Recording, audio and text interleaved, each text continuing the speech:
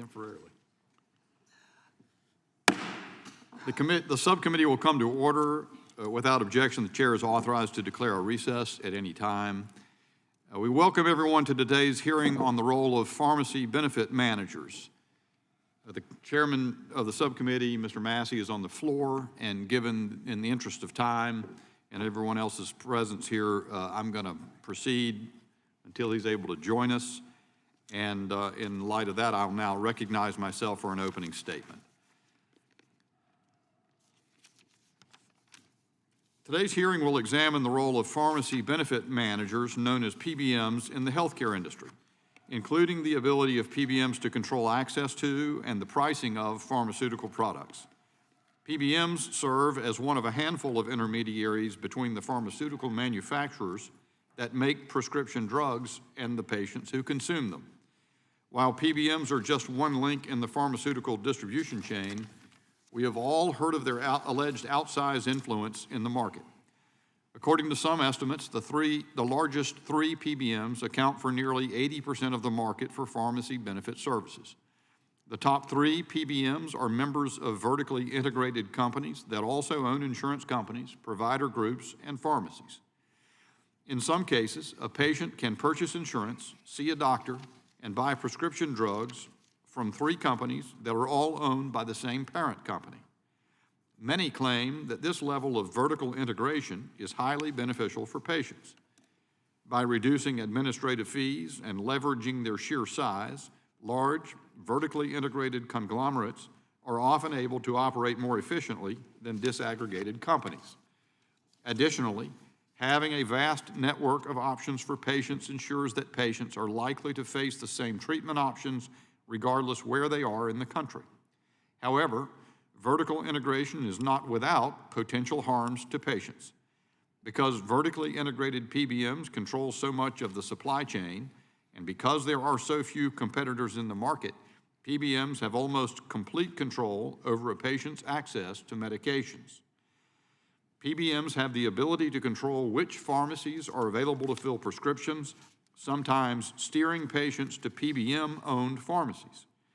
PBMs also have the ability to control which medications are available under a patient's healthcare coverage. Even if a medication is covered, patients often do not know how much a prescription drug will cost until they get to the register.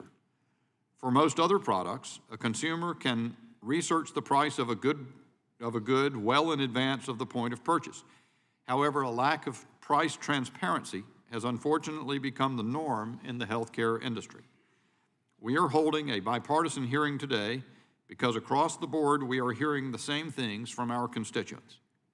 When we go home to our districts, we hear about the high cost of prescription drugs. We hear about the confusion people face in regard to the price of healthcare. And we hear about the lack of access to community-based independent pharmacies. While pharmacies run by vertically integrated conglomerates can save patients money, some patients want the option of using their local pharmacist.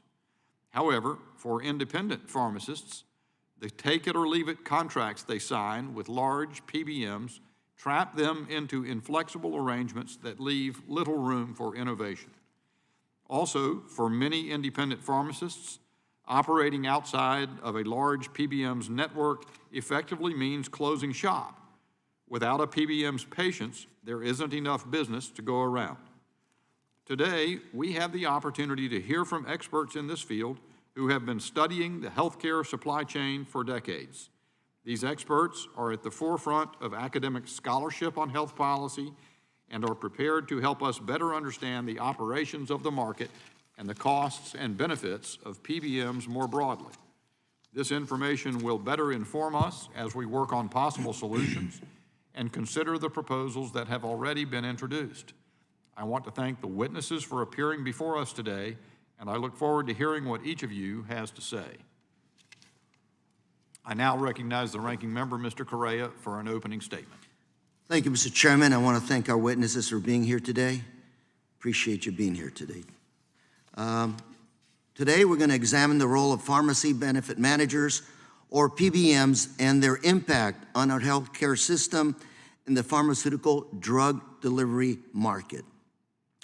And nothing is so simple about this topic, but one thing is certain: things just ain't right. And as the late, great Justice Louis Brandeis would say, sunshine is the best disinfectant. So I hope that today the sun will shine brightly as we work to lift the veil on the PBMs and their role on drug pricing and the drug delivery market. Until recently, most people didn't even know that PBMs existed, and now we see their handiwork everywhere. While some of us Americans with good health plans and low deductibles may secure our medications at reasonable rates, there are too many hardworking Americans who can't afford medications. There are too many heart-wrenching stories of families having to choose between medications that they need to survive and food or housing, and that is not right. Decisions, life and death decisions, are being made today for Americans in closed backroom deals. Instead, they should be made by their medical providers, and that is also not right. We need to find solutions to these problems like we did when Congress and the Biden-Harris administration passed the Inflation Reduction Act, capping the monthly price of insulin and other critical drugs for Medicare beneficiaries. We have a responsibility to all Americans to ensure that they can fairly access the medications they need. And I hope today we will learn more from the witnesses on how to achieve this goal. Let me call your attention to this chart.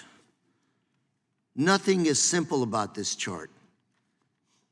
And see here, point of payments from manufacturers to PBMs.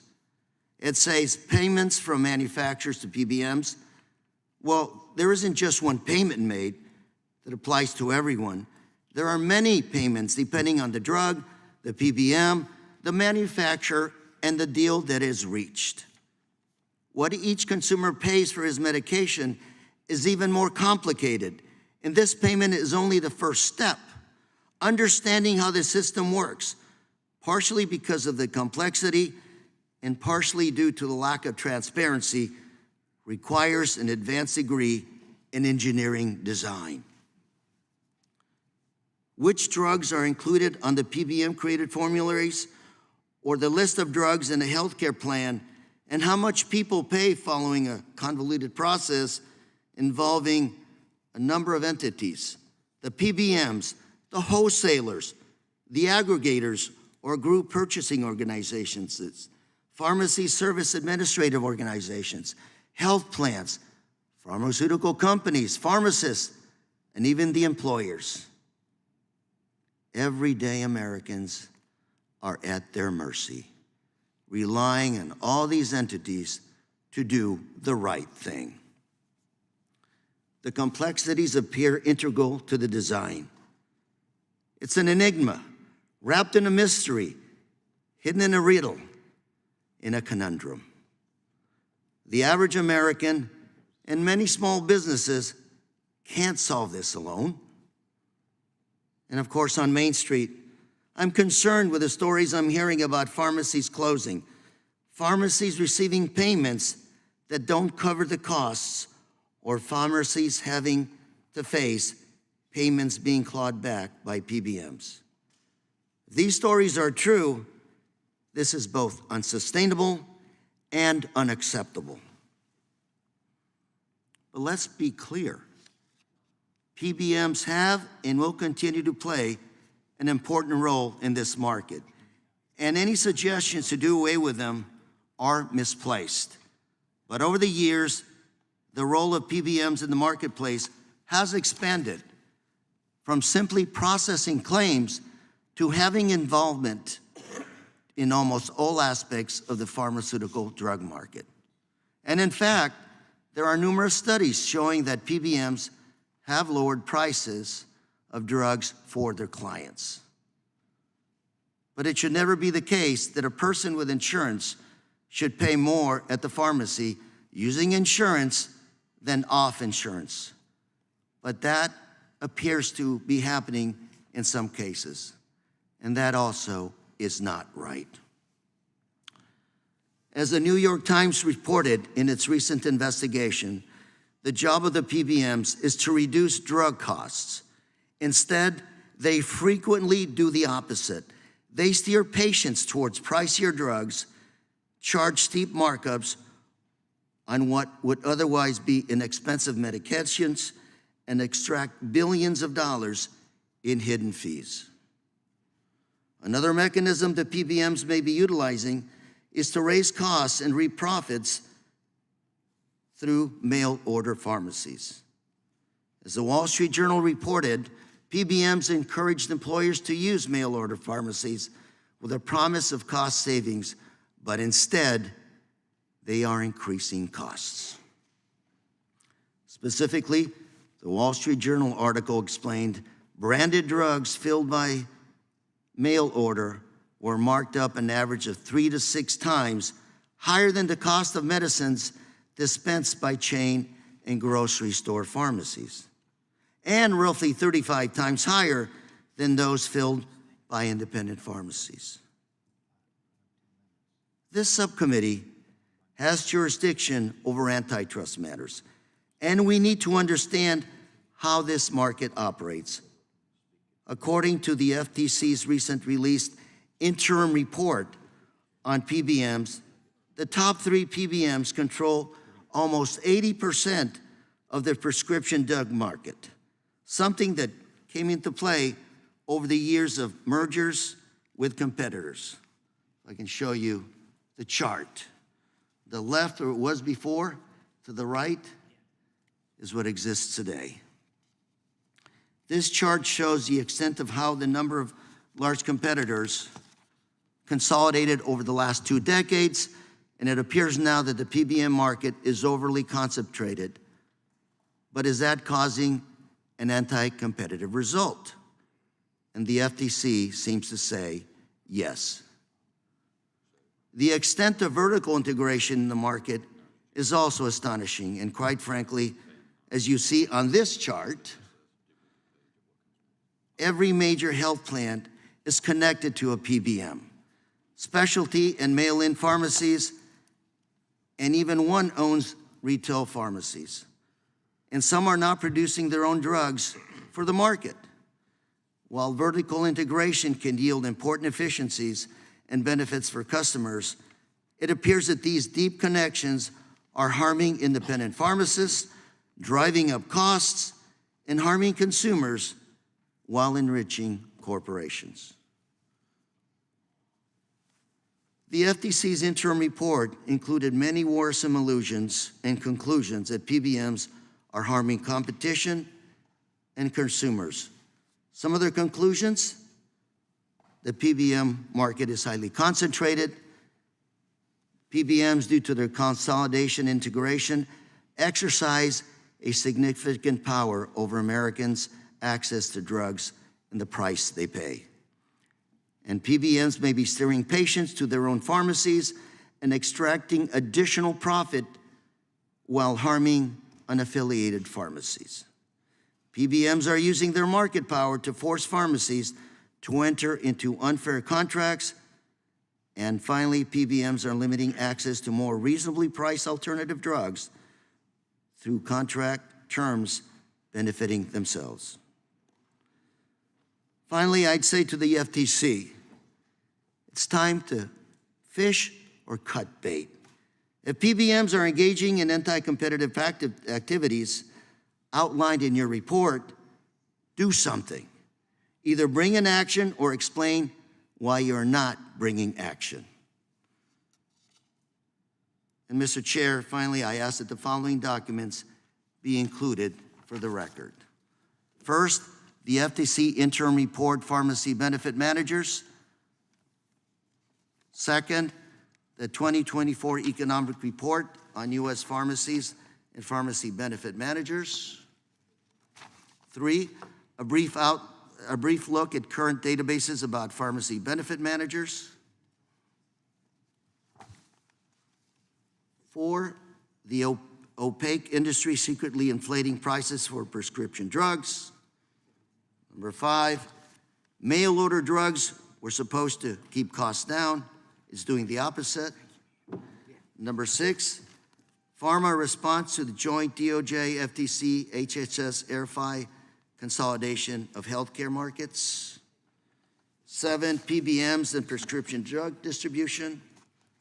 And finally, California Life Science and California Pharmacists Association joint letter on PBM reforms.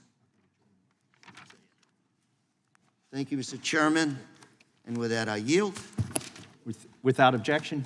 Thank you. I now recognize the chairman of the full committee, Mr. Jordan, for his opening statement. Thank you, Mr. Chairman, and I'll be brief. I appreciate you putting this hearing together. The ranking member just talked about the FTC needs to do something. Maybe if they weren't so busy harassing Elon Musk, they'd have a chance to actually look at this issue in a real way.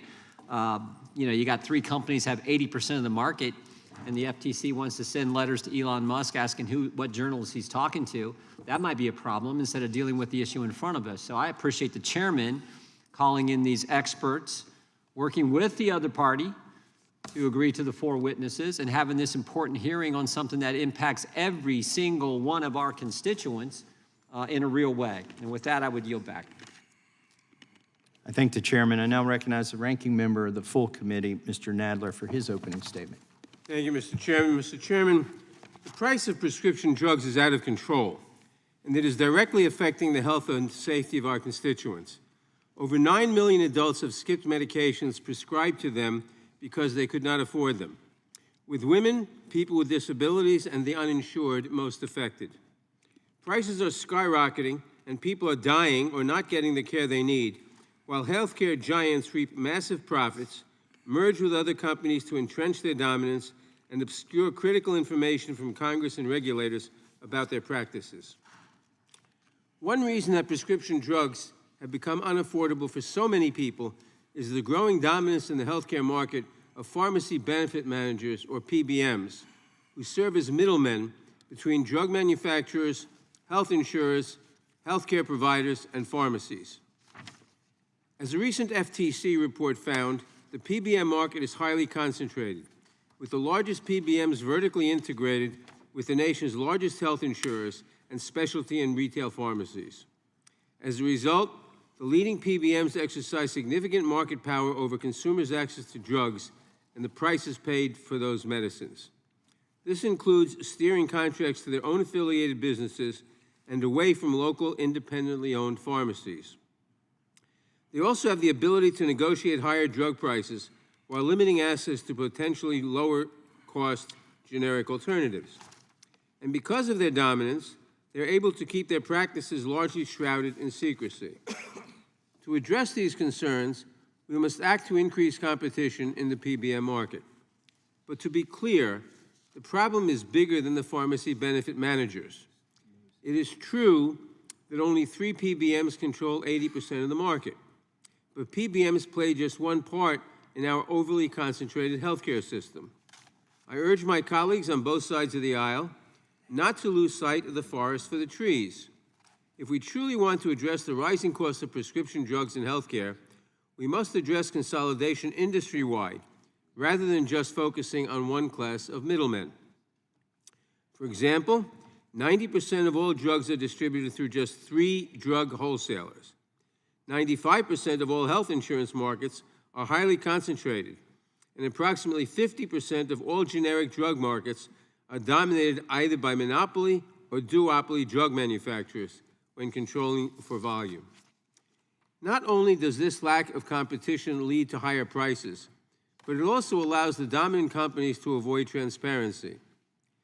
An environment in which a handful of companies control Americans' access to and prices for critical medications means that we all lose. We lose out on a more innovative healthcare market. We lose money paying exorbitant prices for drugs. We lose time fighting with our insurance provider for access to the drug our doctor prescribed. We lose knowledgeable counseling from our local independent pharmacist. And in the worst cases, we lose a loved one who could not access or afford the medicines they need. Although interest in PBMs has ramped up this Congress, Their market dominance and their role in driving up drug prices is not news. This subcommittee addressed the issue 5 years ago under a Democratic majority. But we did not just talk about it, we took action. It is time for this Republican majority to act as well. We do not need another rehash of known issues with no goals or plans in mind to fix them. Democrats have taken action to rein in high drug costs and to make medication more affordable and accessible. Last Congress, over unanimous Republican opposition, Democrats passed the Inflation Reduction Act, which expanded Medicare benefits, lowered drug costs, and strengthened Medicare for the future. This committee also passed 3 bipartisan bills that would have addressed drug pricing: the Stop Stalling Access to Affordable Medications Act, the Affordable Prescriptions for Patients Through Promoting Competition Act, and the Preserve Access to Affordable Generics and Biosimilars Act. Republicans have failed to advance any of these bills during this Congress. It is my hope that as we continue our work to diagnose the problems associated with consolidation and anti-competitive conduct in healthcare markets, we will also work together on finding meaningful solutions that would provide a better deal for Americans on prescription drugs and other healthcare costs. I thank our witnesses for appearing today, and I yield back. I thank the gentleman. Without objection, all other opening statements will be included in the record. I want to say before I introduce today's witnesses that I want to thank my ranking member, Mr. Correa, for making this a bipartisan hearing. This is one of those hearings that doesn't quite frequently happen in Congress. We don't know what the answer is. That is why we're having the hearing. A lot of times, I'm not a lawyer, that the lawyers say don't ask a question unless you know the answer. I'm going to ask questions I don't know the answer to today. And I'm also very appreciative of the witnesses who came here and the ranking member for making this a bipartisan panel. Oftentimes, you get some Republican witnesses and some Democrat witnesses. I don't know your political affiliations, don't need to know them, and that's because we're working for the people here today. And thank you, Mr. Correa, for... Mr. Chair, thank you very much. I think you've just outlined the heavy burden that these witnesses have in educating the committee on where to go from here. Thank you. And that's a heavy lift to educate congressmen. So with that, I'll now introduce today's witnesses. Dr. Richard, I'm sorry, we're going to start from right to left, I believe. Dr. Anthony Losasso. Dr. Losasso is a professor, Dryhouse Fellow, and the chair of the Department of Economics at the Dryhouse College of Business at DePaul University. His research focuses on health and labor economics, health policy, and health services and outcomes. Dr. Joey Mattingly II. Dr. Mattingly is an associate professor and vice chair of research at the University of Utah College of Pharmacy. He has worked in pharmacy for over 20 years, both as a pharmacist and more recently as an academic focusing on drug pricing policy. Dr. Richard Frank. Dr. Frank is the director of the Center on Health Policy and a senior fellow in economic studies at the Brookings Institution. He is the emeritus Margaret T. Morse Professor of Health Economics at Harvard Medical School and previously served as the Assistant Secretary for Planning and Evaluation at the Department of Health and Human Services. Dr. Karen Van Nuys. Dr. Van Nuys is the Executive Director of the Value of Life Sciences Innovation Program and a senior scholar at the USC Schaefer Institute. Her research focuses on the pharmaceutical distribution system and the impact of intermediaries' business practices on prescription drug utilization and cost. We welcome our witnesses and thank them for appearing today. We will begin by swearing you in. Would you please rise and raise your right hand? Do you swear or affirm under penalty of perjury that the testimony you're about to give is true and correct to the best of your knowledge, information, and belief, so help you God? Let the record reflect the witnesses have answered in the affirmative. Thank you. Please be seated. Please know that your written testimony will be entered into the record in its entirety. Accordingly, we ask that you summarize your testimony in 5 minutes. Dr. Losasso, you may begin. Thank you, Chairman Massey and Ranking Member Correa and members of the committee. I appreciate the opportunity to be here with you today to be part of this conversation on this really important topic. My name is Tony Lasasso. I am the chair of the economics department at DePaul University in Chicago and have been studying the healthcare system for about the last 30 years. PBMs are an important but widely misunderstood and I believe wrongfully maligned part of the pharmaceutical supply chain. I like to point out to people that no less than ancient Greek philosopher Plato had serious misgivings about middlemen. So you're in good company when you express skepticism and concern about the role of middlemen. However, we're going to talk a lot today, I hope, about nuances. We'll talk about spread pricing and a lot of other pharmacy networks, lots of details. But at heart, what PBMs do is force pharmaceutical companies to compete on price. And competing on price, generally speaking, is the last thing that pharmaceutical companies want to do. I find it somewhat amazing that rebates have been made into some sort of nefarious practice. This to me is testimony to apparently a reality distortion that the pharmaceutical industry is capable of pulling off. Rebates are a good thing because they represent price decreases, and price competition is a good thing for consumers. So the effort to regulate and I fear neuter the impact of PBMs only plays into the hands of the pharmaceutical industry and strengthens their bargaining power vis-a-vis PBMs. Now, make no mistake, I am a fan of the pharmaceutical industry. They are an engine of innovation that truly improves lives, and I want them to succeed. I want us all to live to be 120 and be happy and healthy. But that does not mean that pharma should get a hall pass from competition. Pharma has very rich profit margins, monopoly privilege that comes with patent protection, and they are by and large firmly in the driver's seat when it comes to pricing power. There's a lot of talk about concentration in the PBM industry, rightfully so. However, the flip side of that is with that market concentration, which again is not monopoly, 70, 80%, that is big, that is significant. That does not mean that there is not entry in that industry, PBM's industry that is. But with that concentration does come bargaining power and an ability to push back and against what I just mentioned as the pricing power of the pharmaceutical industry. Complaints from pharmacies, which I'm sure we'll discuss, I think distract from the key issues around getting drugs efficiently to patients. Many pharmacies, independent and otherwise, have lived off of high dispensing fees for many years. Pushback against that is a good thing. It's a good thing for consumers. It may not be a good thing for independent pharmacists, but the market is tough. And I think we want to be in the business of encouraging competition that pushes entities towards being more efficient.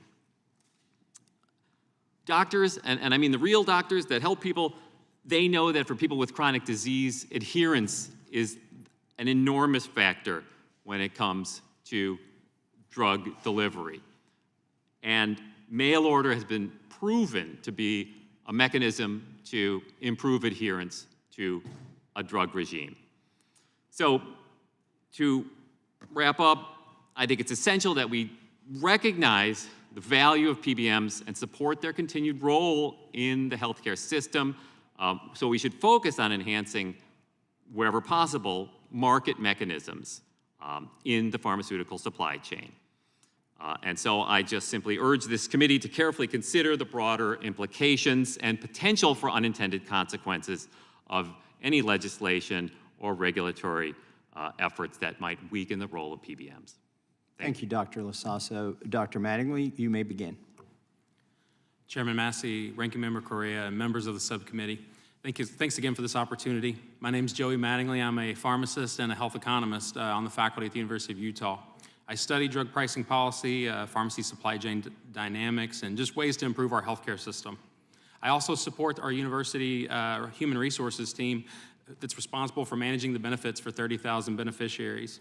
I've worked in this field for 20 years, starting as a pharmacy technician in my hometown of Bardstown, Kentucky, then becoming a pharmacist and a district manager for a large grocery store chain. The past 10 years has been focused on drug pricing research, academic research, specifically talking about what we're getting into today. While the increase in interest in regulating PBMs allows us to have a really rich discussion on how we pay for pharmaceuticals, my fear is that advocacy efforts by all stakeholders involved who stand to win or lose from the regulation, it just distracts us from facts. I've had the pleasure of working with all stakeholders involved in these policy fights, and I genuinely empathize with all the stakeholders. In my written testimony, I've tried to detail several key issues in the same way that I would teach my students, which I also want to give a quick shout out to the University of Utah, my students, for helping me prepare for this testimony. To kick things off, I just want to highlight 3 key areas I'd like the committee to consider. We need a process to balance the individual patient goals with the population goals. When I get sick, I can talk to my doctor about a variety of treatment strategies. If that strategy involves a medication, I'm also free to go to any pharmacy I want. However, as an employee of the University of Utah, if I wish to go, if I as the University of Utah, if I wish to use my prescription insurance to pay for that medication, the decision is no longer just a patient-doctor decision because I'm essentially asking all my coworkers to pay or contribute for my benefits. So now my healthcare goals have to align with my employers. So we need to work on developing a fair process that finds a win-win for both the patient and the employer, as well as how to settle disagreements. Number 2, if you remove the PBM from the equation today, who or what steps in to fill that void? PBMs have been around since the 1960s, and while they have substantially evolved, many of their core functions have remained constant for the past 60 years. PBMs typically gain customers from a process where they respond to competitive bids, requests for proposals from plan sponsors like employers and governments who are requesting for help developing formularies, managing a pharmacy network. So when we remove the PBM, we just have to know, okay, then what? Who steps in? And who stands to gain from this new environment? Number 3, our pharmaceutical supply chain is riddled with anti-competitive business practices by design.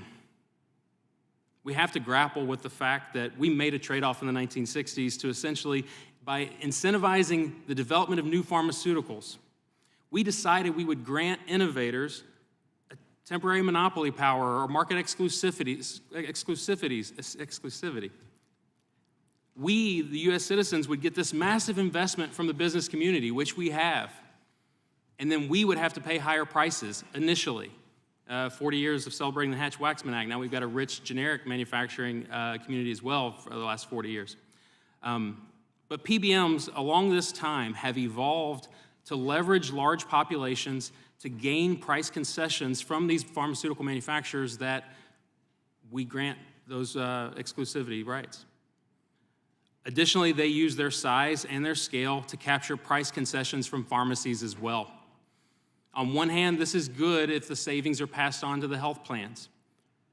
On the other hand, the price concessions that these pharmacies give make once profitable pharmacies no longer sustainable.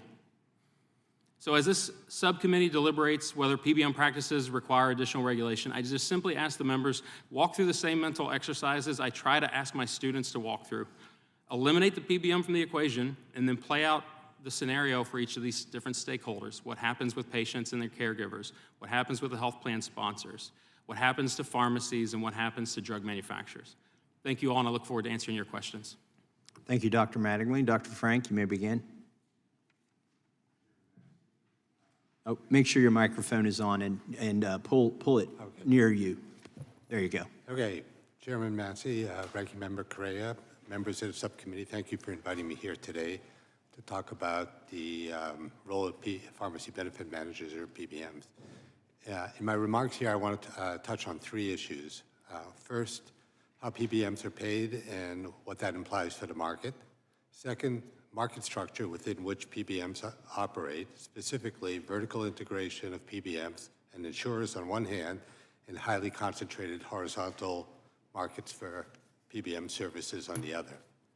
Third, I want to talk about the circumstances facing independent retail pharmacies and the role that PBMs play in that. So let me start by noting that PBMs came to prominence by introducing pro-competitive incentives into the market for prescription drugs, and that resulted in price concessions that are estimated to be 10 to 28%. Turning now to payment, PBMs are paid in several ways. The first is service fees for performing specific functions like claims processing. The second form of payment is to retain part of rebates that they negotiate. Estimates of retention rates fall in the 9 to 13% range. Rebate retention creates incentives for PBMs to bargain hard. PBMs also earn revenues through a variety of fees charged to pharmacies, and some PBM revenues come about because they pay less to pharmacies than they charge the insurer or the employer. That's called spread pricing. PBMs negotiate a mix of fees, retained rebates, and spreads with their customers. So when larger retained rebates happen and spread prices are larger in allowable contracts, service fees tends to be lower. Now let me turn to market structure. In 2022, the largest 4 PBMs accounted for 87% of sales. This is due to both scale economies and horizontal mergers that we saw in that chart. This likely gives large PBMs the upper hand in negotiations with some payers and pharmacies, resulting in the ability to extract excess profits. The market has also moved rapidly towards vertical integration. Each of the 4 top PBMs is integrated with a major insurer.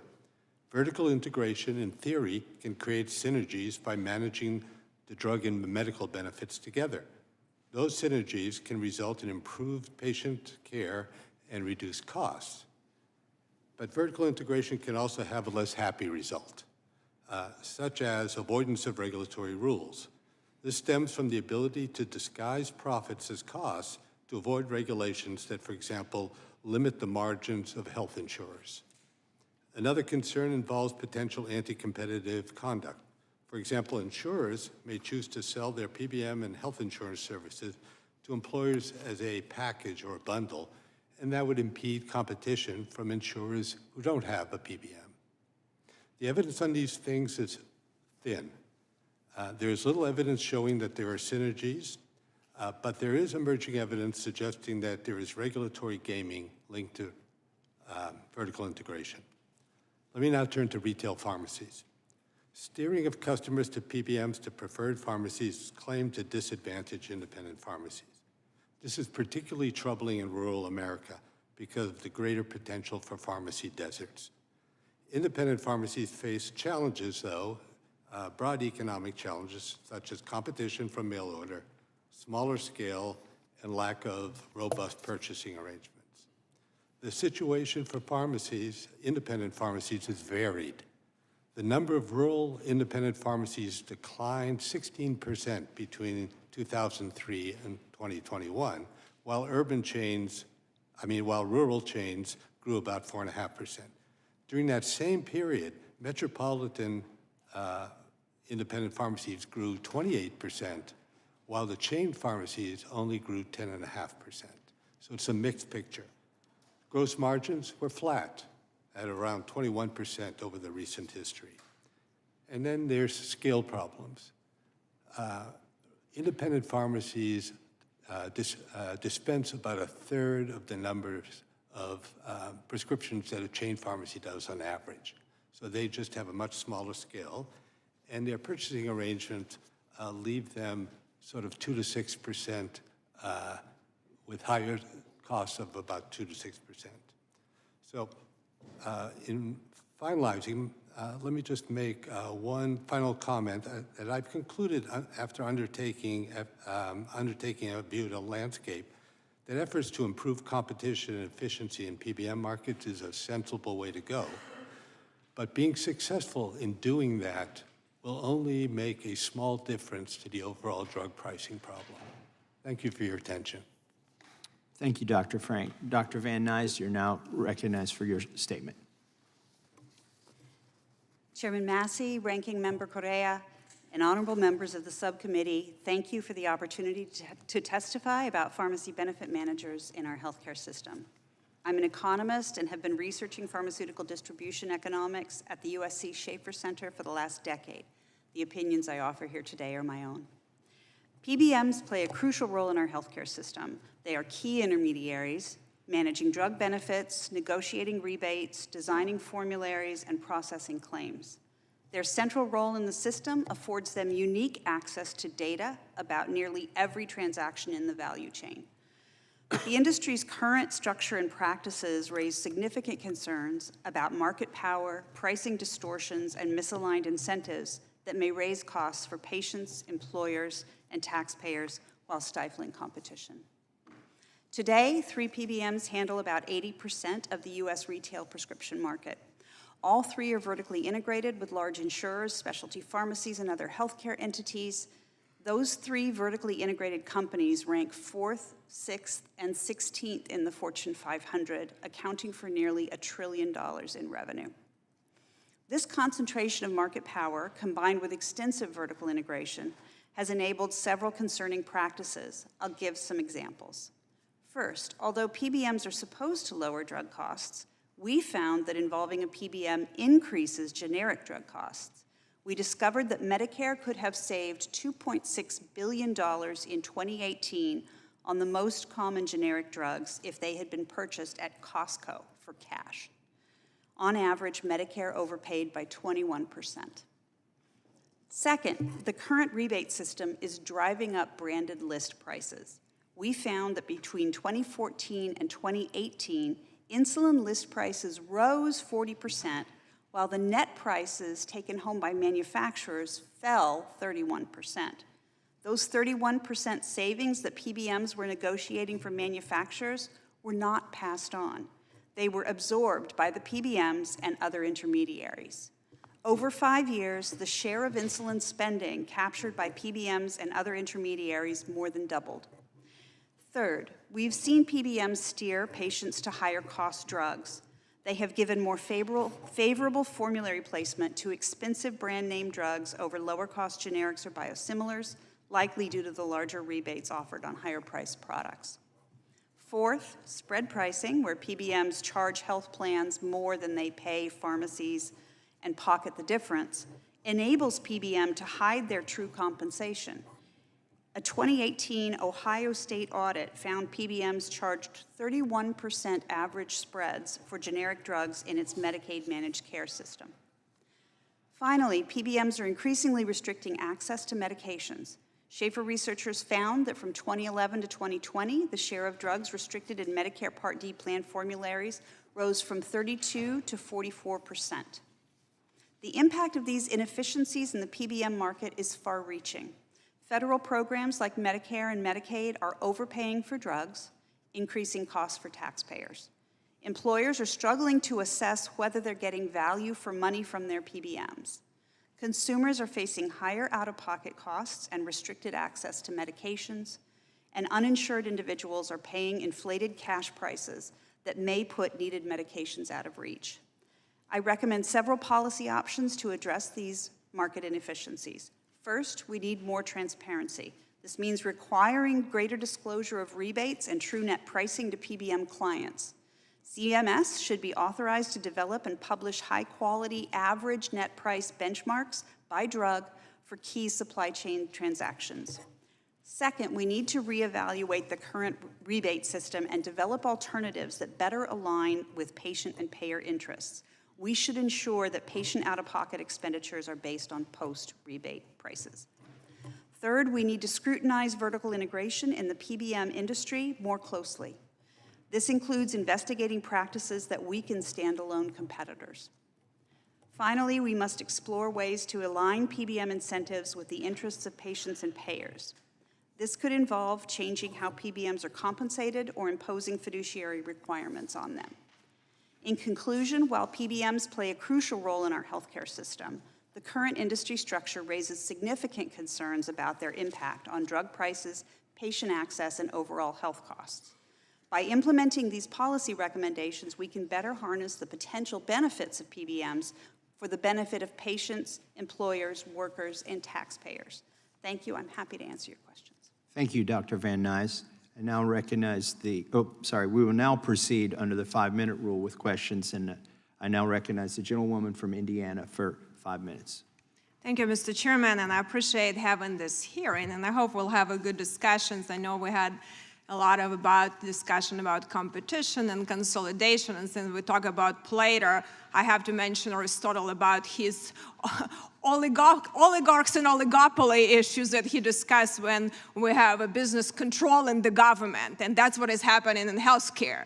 Unfortunately, we don't have the markets. We have oligopolies in each sector of healthcare fighting on committees and bankrupting the country and bankrupting the families. So we need to have a serious discussion. It's going to be destruction of our country. Healthcare became the biggest driver of our national debt and debt of American families, 1 of 7 families on insolvency for medical debt. And we right now have hyperinflation of price, and the system is going to blow up, and a lot of my colleagues on the other side will offer complete government takeover, which is going to be a terrible solution. So, but we need to have a solution. So, and as you know, I'm glad that a chairman of the minority leader of the committee mentioned about Affordable Care Act, Obamacare, but as you know, that actually drove consolidation in hospitals. And as you know, a lot of, maybe not with abandoned intent, but a lot of payments were to consolidate the market, doing through Medicare.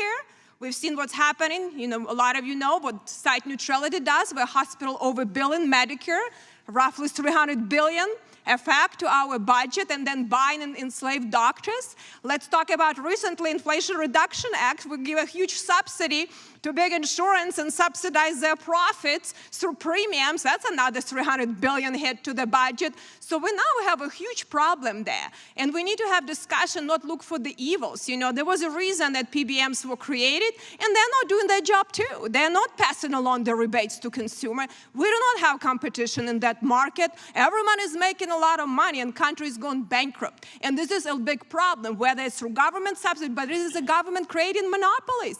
We subsidize and through Medicare, through Medicaid, through all of the bills, create barriers of entry, Affordable Care Act. Physicians cannot own hospitals. Well, physicians can be owned by hospitals, but cannot own hospitals, and a lot of mandates in insurance and all other industries. So we need to have a serious discussion. And I appreciate you being open-minded, because we all have in it together. We need to get all of the stakeholders to the table, not look who's evil, because it's like a balloon.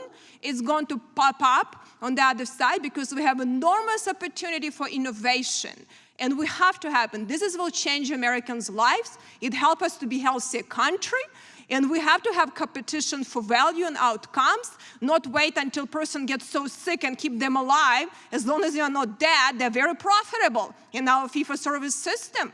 And this became so corrupt. We have to have a bipartisan conversation, and I hope we can. And I hope people in your industries will be able to step up, because it's very difficult to do it here. As I always say, there is no lobby for the people here, okay?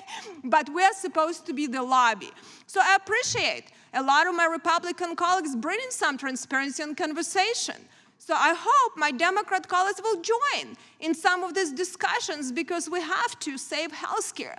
So my question, I want maybe go kind of, from looking from a PBM perspective on some other ones. If you would look from some of the key issues, including and because I understand, we're going to eliminate PBMs, Big Pharma is going to do whatever they want, and that was they were created, right? But what would you do to make sure that we don't create, where we do is a lot of regulating PBMs more, giving insurance commissioners more power, create that they just go lobby more state houses and write bigger checks in the state house. And there will be oligopolies protected at the state level, okay? So this is not a solution.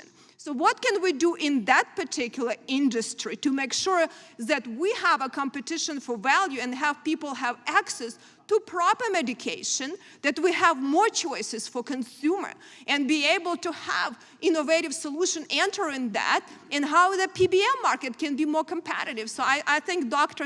Losasa, I start with you. And I think I've almost run out of time, so if you briefly can say quickly something, because you need to be very quick.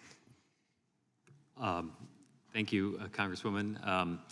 Well, there's a lot there. I think that you definitely raised some important points there. I think we do want to have a system that allows for competition in the drug space that represents a meaningful counterweight to, as mentioned earlier, the monopoly privilege that pharmaceutical companies have with patent protection. And so I guess I would say just be very cautious in closing, be very cautious about how you go about trying to regulate it, because we've seen many instances where well-intentioned regulation leads to terrible unintended consequences. Generally, it yields back. I now recognize the ranking member, Mr. Correa, for 5 minutes. Thank you, Mr. Chair, and our witnesses, I can see clearly now. This has clarified the whole picture. Like my colleague from Indiana said, though, PBMs don't work. The Inflation Reduction Act didn't work. Obamacare didn't work. So, you know, I always try to legislate from the view that we don't want to do any harm, do no harm. And we want to be careful with good intentions. There's a lot of legislative proposals out there right now. Too many of us to look at in this brief time period, but I'm going to talk about 3 of them right now, and if I can get some very quick opinions from the 4 of you as to some of these proposals. Banning rebates, Ms. Van Nuys, Dr. Van Nuys, good or bad? I can't give you. Complicated. Yeah, it's complicated. Dr. I'm sorry, Frank. this whole industry, but Banning rebates. I think rebates serve. Can't hear you. I think rebates serve a useful purpose. I think they have strong incentives. Coupled with market power, they can create problems. Banning rebates, yes, no? No. Dr. Mattingly, banning rebates. No, I do think that rebates allow an opportunity to, you want the person negotiating the lower price to have some skin in the game too, so it's something we have to debate. Is it 100% pass-through that we want back to the health plan, or do we want the PBM to have opportunity? So there's an incentive, skin in the game, don't ban them is what you're saying. Dr. Lulasso? Short answer, no. Longer answer, rebates themselves are a workaround, a bodge, if you will, that cropped up because probably, arguably, Robinson-Patman Act. So maybe eliminate Robinson-Patman. Okay, easier said than done. Second, spread pricing, Dr. Van Nuys, eliminated, yes or no? don't eliminate, but I think introduce transparency. Dr. Frank. Transparency is a good idea here. Dr. Matt, was that a no, yes or no on spread pricing eliminated? No. Yes, no. No. Okay, Dr. Mattingly, spread pricing. No, same thing. I think there needs to be incentives along the supply chain. Would you also say transparency? Absolutely. Okay, Dr. Lulasso, spread pricing. It's Eliminate, a no. yes, no. It's a no on eliminating spread pricing because it does align incentives and it and as it stands right now, payers have the choice. They could opt for spread pricing or do fees. They generally choose for spread pricing. Mr. Chairman, I'm on a roll here. I think we've got some consensus. Let's try the third one here. Transparency, Dr. Van Nuys. More transparency. 100% yes. Dr. Frank. I'm a targeted yes. I think that there are private negotiations that happen where you get better prices because they're done privately, but there are a variety of places where transparency would be helpful. So the private negotiations are good because? So, for example, rebates are one of the places. The CBO and the Office of the Actuary at HHS both have scored positive costs if you make the rebates fully transparent. Dr. Mattingly. I think we need to be very clear. Transparency to whom? Transparency is good, but to whom? To us, the world, public. Yeah, so if it's to the patient, So often the customer of the PBM, or the PBM is serving a health plan, like an HR director. So maybe we have to talk about what's the transparency from HR to its employees on like a self-funded insurance plan or whatnot. So I think we just need to be clear what's the transparency, like what we're talking about as we're writing these regulations. Dr. Lalasso, transparency, yes, no? Transparency is not a automatic no-brainer, yes. I think I can go very far afield here and cite a famous study in economics of the Danish ready-mix cement market, where prices for cement was mandated by the government to be transparent, and prices subsequently rose. Thank you. And Dr. Fenton, my 17 seconds left. The FTC interim report provided many examples of harm to healthcare market by PBMs. Can you quickly tell me what the FTC got right and what they got wrong in that report? Dr. Frank. They raised a lot of potential difficulties. However, the evidence presented is pretty thin. Out of time, Mr. Chairman. Thank you very much. Ranking member yields back. Without objection, Ms. Ross will be permitted to participate in today's hearing for the purposes of questioning the witnesses if a member yields her the time for that purpose. And now I'd like to recognize the gentleman from Wisconsin for 5 minutes. Thank you, Mr. Chair. In the 24 years I was in the Wisconsin State Senate, this issue was something that we worked on, and actually was present and involved in actually trying to move PBM legislation on a couple of occasions. You know, unfortunately, what we saw was in Wisconsin that there were many, I'll call them hometown pharmacies, smaller independent pharmacies, which many of my constituents who were customers of these pharmacies for many years loved their pharmacist, right? Very comfortable with the advice they were being given, long-term, you know, plans that was integrated with their physicians. But clearly what was happening was that the PBMs started to skim.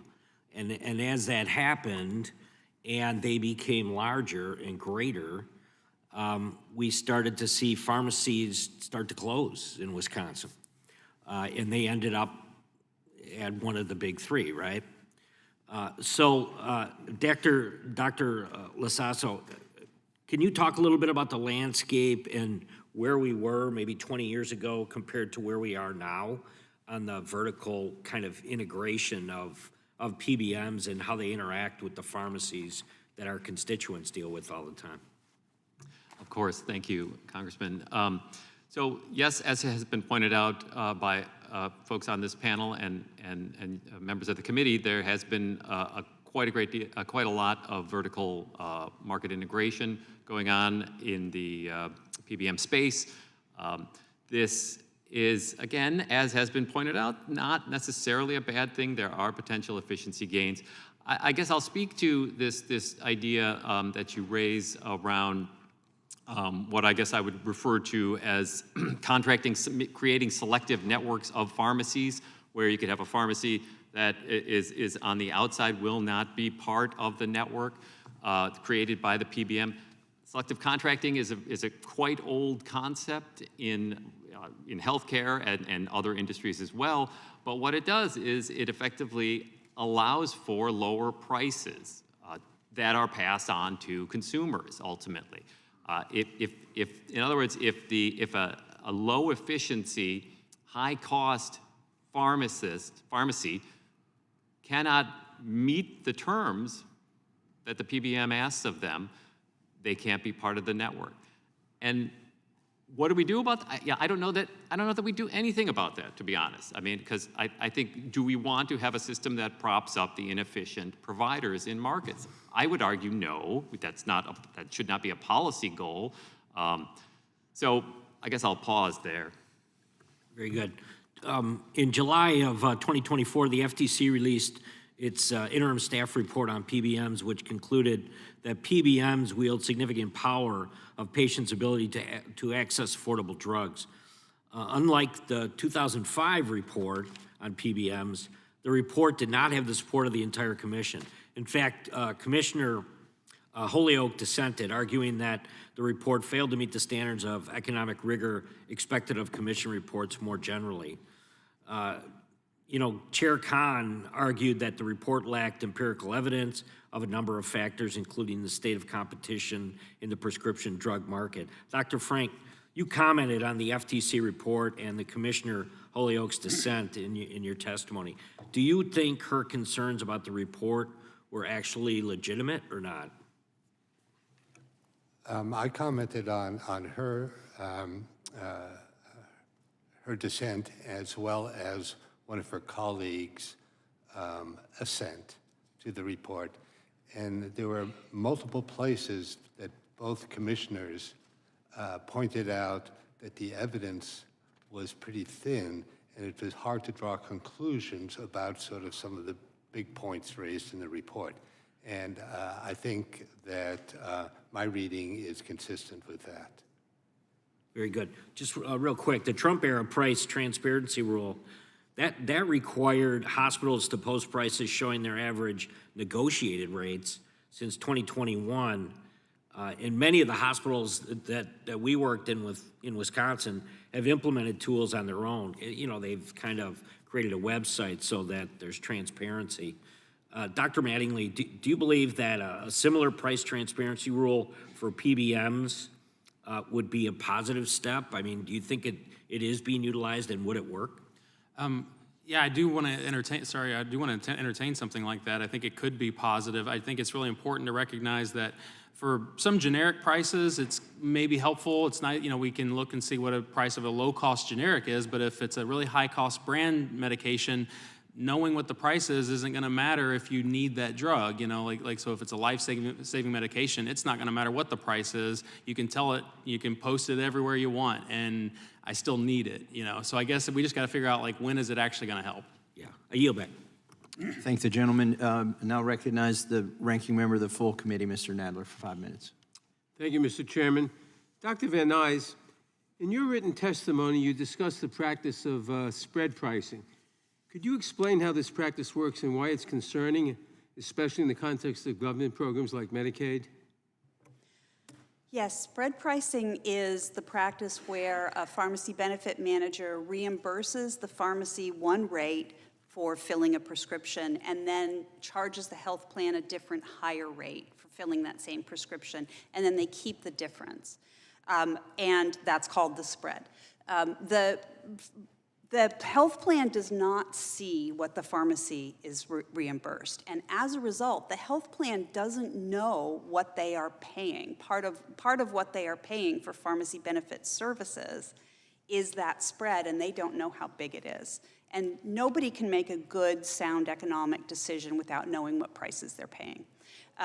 The state of Ohio audited its Medicaid managed care program in 2018 and learned that they were being charged those spreads of 31% on average on generic drugs. As a result, they fired their PBMs, which suggests to me that they were very surprised to learn that the spreads were as high as they were.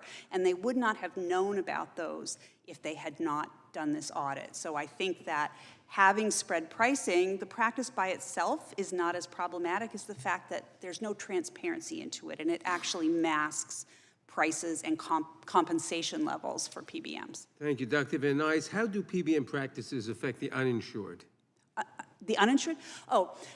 So when it comes to negotiating the prices of brand drugs, pharmacy benefit managers and drug manufacturers negotiate over the list price of the drug and the rebate. We've heard a little bit about rebates here, right? And so in the process of negotiating that, the PBM wants a higher rebate because they get to keep a part of it, and the manufacturer wants to pay a higher rebate because that will get them preferred placement on the formulary.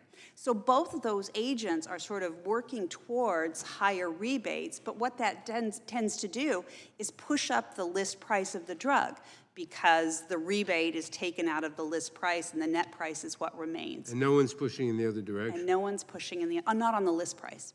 And so uninsured patients frequently face the list price of the drug, not that negotiated net price after the rebate, but the list price of the drug. So the uninsured pay higher prices than the insured. Yeah. Dr. Frank, we have talked about a lack of competition in the PBM market contributing to high drug prices. Do you believe this is also a problem in other sectors of the healthcare industry? That concentration is problematic elsewhere? Absolutely. I think we see it a bit in Medicare Advantage, for example, and that would be one of the places that I think is a poster child for sort of high levels of concentration. And what recommendations do you have for promoting competition in hospital and physician markets? Well, I'll give you one example. In Medicare Advantage, we have set things up so that the county is where competition happens, right? That's the way the markets are defined. That's fine in your borough. It's not so great in Nebraska. And I think what we could do to promote competition is make markets larger so that companies that enter can count on getting a lot of business. In New York, it's true. In Nebraska, not so much. New York what? In New York, it's true that you go into that market, there are a lot of bodies there for you to compete for.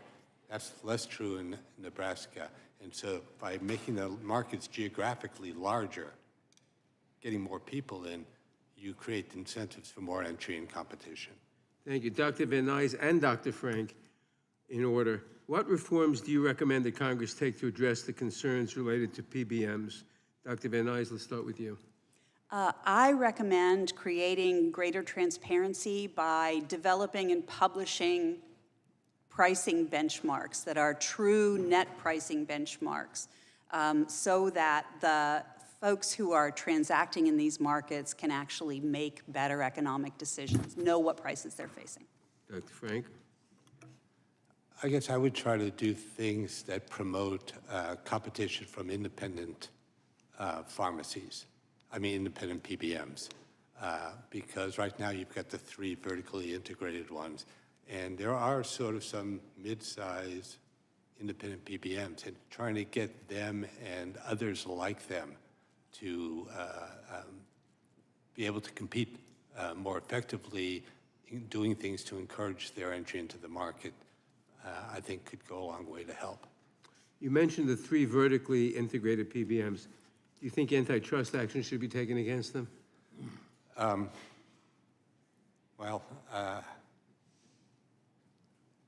No, not, well, let me tell you what my concern with taking antitrust action is.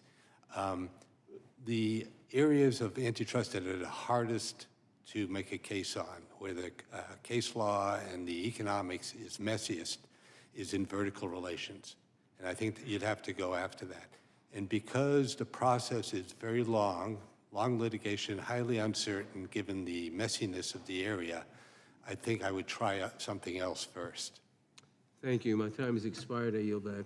The gentleman yields back, and I'll recognize the chairman of the full committee, Mr. Jordan, for 5 minutes. Thank you, Mr. Chairman, for this important hearing. Dr. Lasasso, you started off our testimony, I think it was your second sentence, you said even Plato didn't like middlemen, referring to the PBMs. But the way I understand it, and again, just a country boy here, but PBMs work with insurance companies to negotiate prices with manufacturers and then dictate to the pharmacy what they get paid. And if you're not in the network, look out. You're in trouble. That doesn't sound like a middleman. That sounds like the dictator at the top. That sounds like a monopoly. That's the concern, and particularly when 80% of the market is vertically integrated, as the gentleman just pointed out, as the ranking member just pointed out. So I guess I would go back to the question the ranking member just asked Dr. Frank. Why isn't this an antitrust concern? I guess I'll start with the guy who brought up the middleman at the start of the hearing, Dr. Lasasso. Thank you, Congressman. So, yes, broadly speaking, the picture you paint is more or less Well, accurate. first of all, is the picture accurate? I'm not trying to paint any special picture. I'm trying to get to the facts. That's an accurate picture, isn't it? Well, I think it ignores some important aspects, which is that the payer ultimately, 3 pharmacies, 80% of the market? Or 3 PBMs, 80% of the market? Is that true? estimates vary, but yes, 70, 80%, 3 to 4. 3 dominate, right?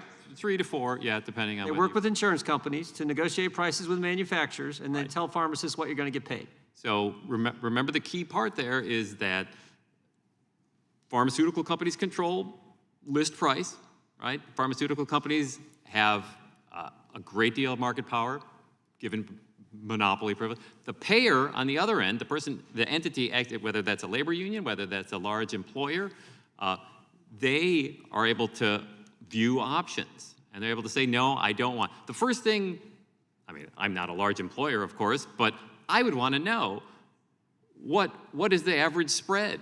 You know, you're offering me an alternative. The PBM say, I could do spread pricing. You know, here's an option. I could do spread pricing or I could do fees. Well, what is the spread? I mean, why didn't that Medicaid program, I think it was Ohio, that would have been one of the first questions I'd asked if I was an Ohio Medicaid director. What is the average spread price for generics?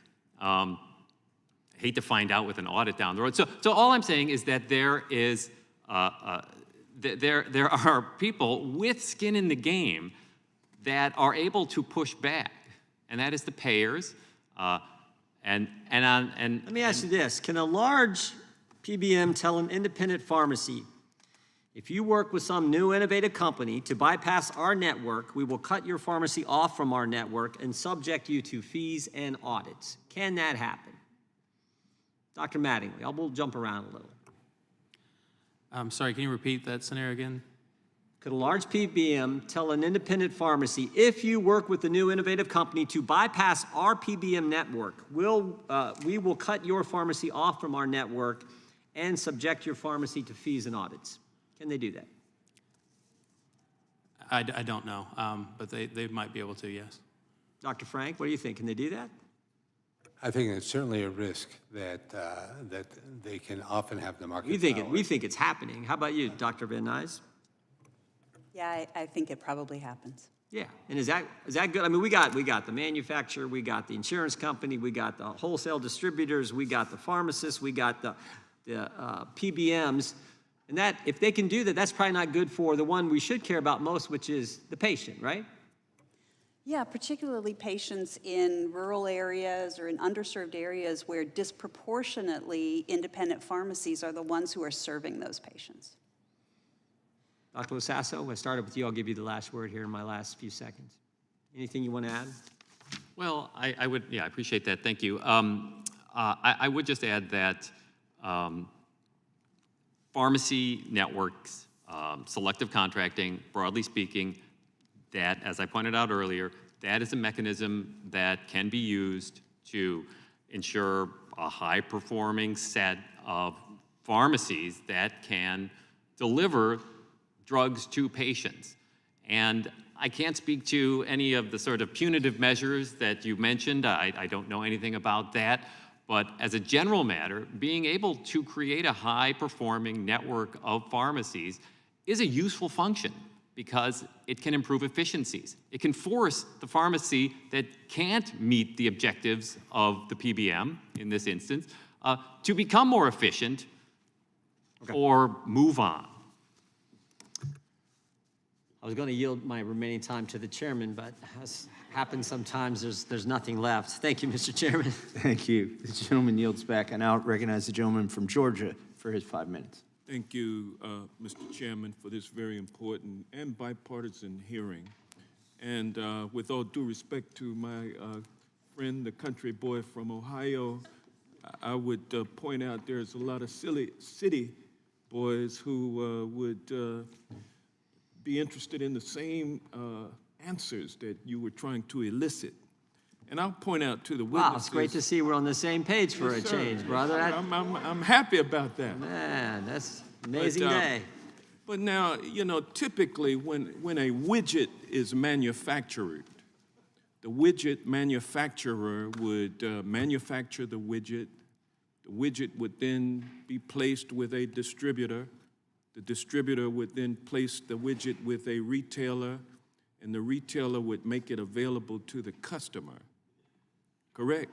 That's the normal supply chain or distribution channel. But it's much more complicated in the pharmaceutical industry.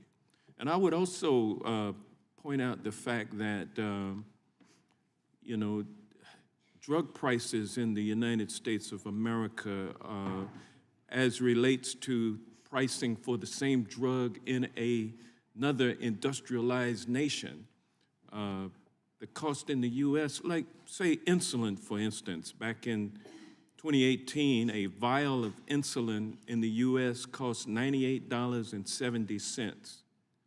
And you go right across the border to Canada and get that same vial for $12. And so we see these kinds of price disparities across a broad range. In fact, all pharmaceutical drugs, we see that happening. And we also know that 90% of the pharmaceutical drugs that are delivered to consumers, 90% are generics. So there is no exclusivity issue in terms of patents. So, question I want to ask, the widget manufacturing process in the U.S. being as complicated as it is, does that same supply chain distribution process, is it employed in a place like Canada?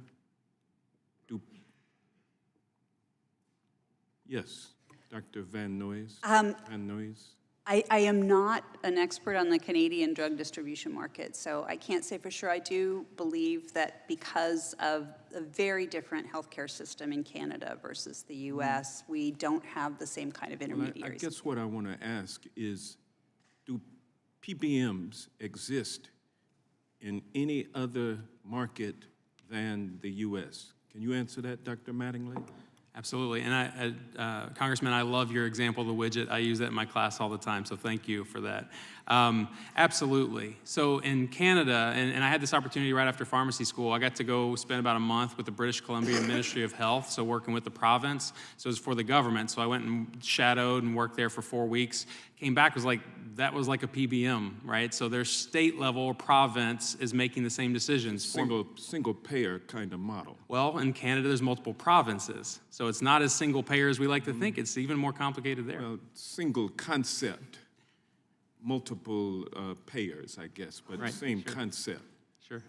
A single payer among various provinces. Well, instead of our premium payments going to function to a for-profit company that's set up to administer the benefits, it's maybe my tax dollars that are going through that way. So it's just two different ways of handling it. How is it that the U.S.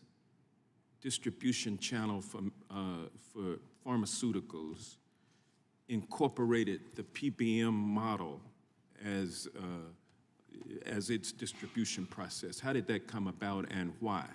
And is it still useful? Yeah, it did start in 1958 in Canada and made its way over to the United States in the early 1960s. We started as prepaid pharmacy card systems. So pharmacists actually helped us create these to begin with because we thought pharmaceuticals were getting too expensive in the 1960s. And so a way to handle that was let's pay ahead of time and again, like knowing that patients are going to have this spending. So it started, again, to address as the rising costs of drugs were coming along. But again, the rising cost of drugs to your widget, we put these widgets through many years of research and development that have to then meet a barrier that they are safe and efficacious to be distributed to our patients. But that should have no bearing on the distribution process. Oh, no, sir. Okay. I have no further questions. I'll yield back. Thank you. The gentleman yields back. I now recognize the gentleman from Oregon for 5 minutes. Thank you, Mr. Chair, and thank all of you for your testimony. Dr. Mattingly, what exact part, if it's just one part, have PBMs played in the closing of these small pharmacies? Certainly in my district back in Oregon, it's a huge, huge space. My district's bigger than the state of Washington, and we had, at one time, small pharmacies all over it. They're disappearing. And it's not just pharmacies that have disappeared. We've seen a wave of consolidation. The funeral homes have consolidated, towing companies, doctors have become hospitalists. I mean, the whole thing is collapsing into bigger spaces, or perhaps more efficient, perhaps not. So tell me, though, what PBMs have done to cause this trend to continue, if anything. Thank you. That's a great question. I absolutely, from my perspective, I feel like there's a major just scale difference, you know, and I talk about, and again, to try to encourage my students, because pharmacies close and pharmacies do open. So there are pharmacists who seek out to start a new business. If I want to open Joe's Pharmacy, my ability to negotiate with 3 companies that control 80% of the prescription drug market is quite limited. So like at the end of the day, it's often that size and scale thing. And it's not just the independents, because I think we've seen large chains announce that they're closing stores too, meaning that is our retail market changing? It's something that we have to like consider. Even during the pandemic, I grew up working at a grocery store. I always loved to go to the grocery. During the pandemic, I had my groceries delivered a time or two, and I was like, that's pretty convenient. Maybe I don't need to go to the big box to get my groceries. I mean, I still do because I enjoy it, but my point is I don't know how much of it is also a function of the retail market changing that we have to evaluate. Do you have a number of how much PBMs take out of the healthcare system? I mean, it costs the healthcare system. I heard at one point someone said it's a very small percentage of the total 3.5–4 trillion we spend. Oh, that's a really good question, a really good research question, so thank you for that. I would say one of the things we are focused so much on the pharmacy market side of it, and I think maybe what you're getting at is too, is the pharmacy segment is still a small segment of the overall healthcare spend. Is that, I don't know if that's where you were headed. No, my question simply is, PBMs are providing some sort of a service. How much of it is it costing? No, so I don't have it. Do you have it, Dr. Richard? Please. Their margins are about 4 to 6%, and what? 4 to 6%.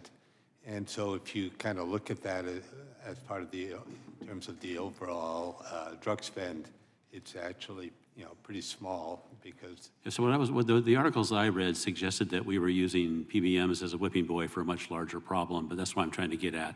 How big a problem is this? If we get here, we get busy as Congress, we're going to solve this problem. How much have we reduced the cost of medical? Right. So that was the point I was trying to make at the end of my presentation, which was, even though I think there's good things that can happen by addressing the PBM market, but it's only going to do a small, modest amount to really bring down the cost of prescription drugs. Right. I'm sure if someone has that number, I'd love to see it. Dr. Van Nuys, do you have reason to believe that PBMs are the worst of the middleman, or is there somebody worse? Or maybe they're not bad. Maybe they're good. Maybe they're the best of the middleman. Where do they fit?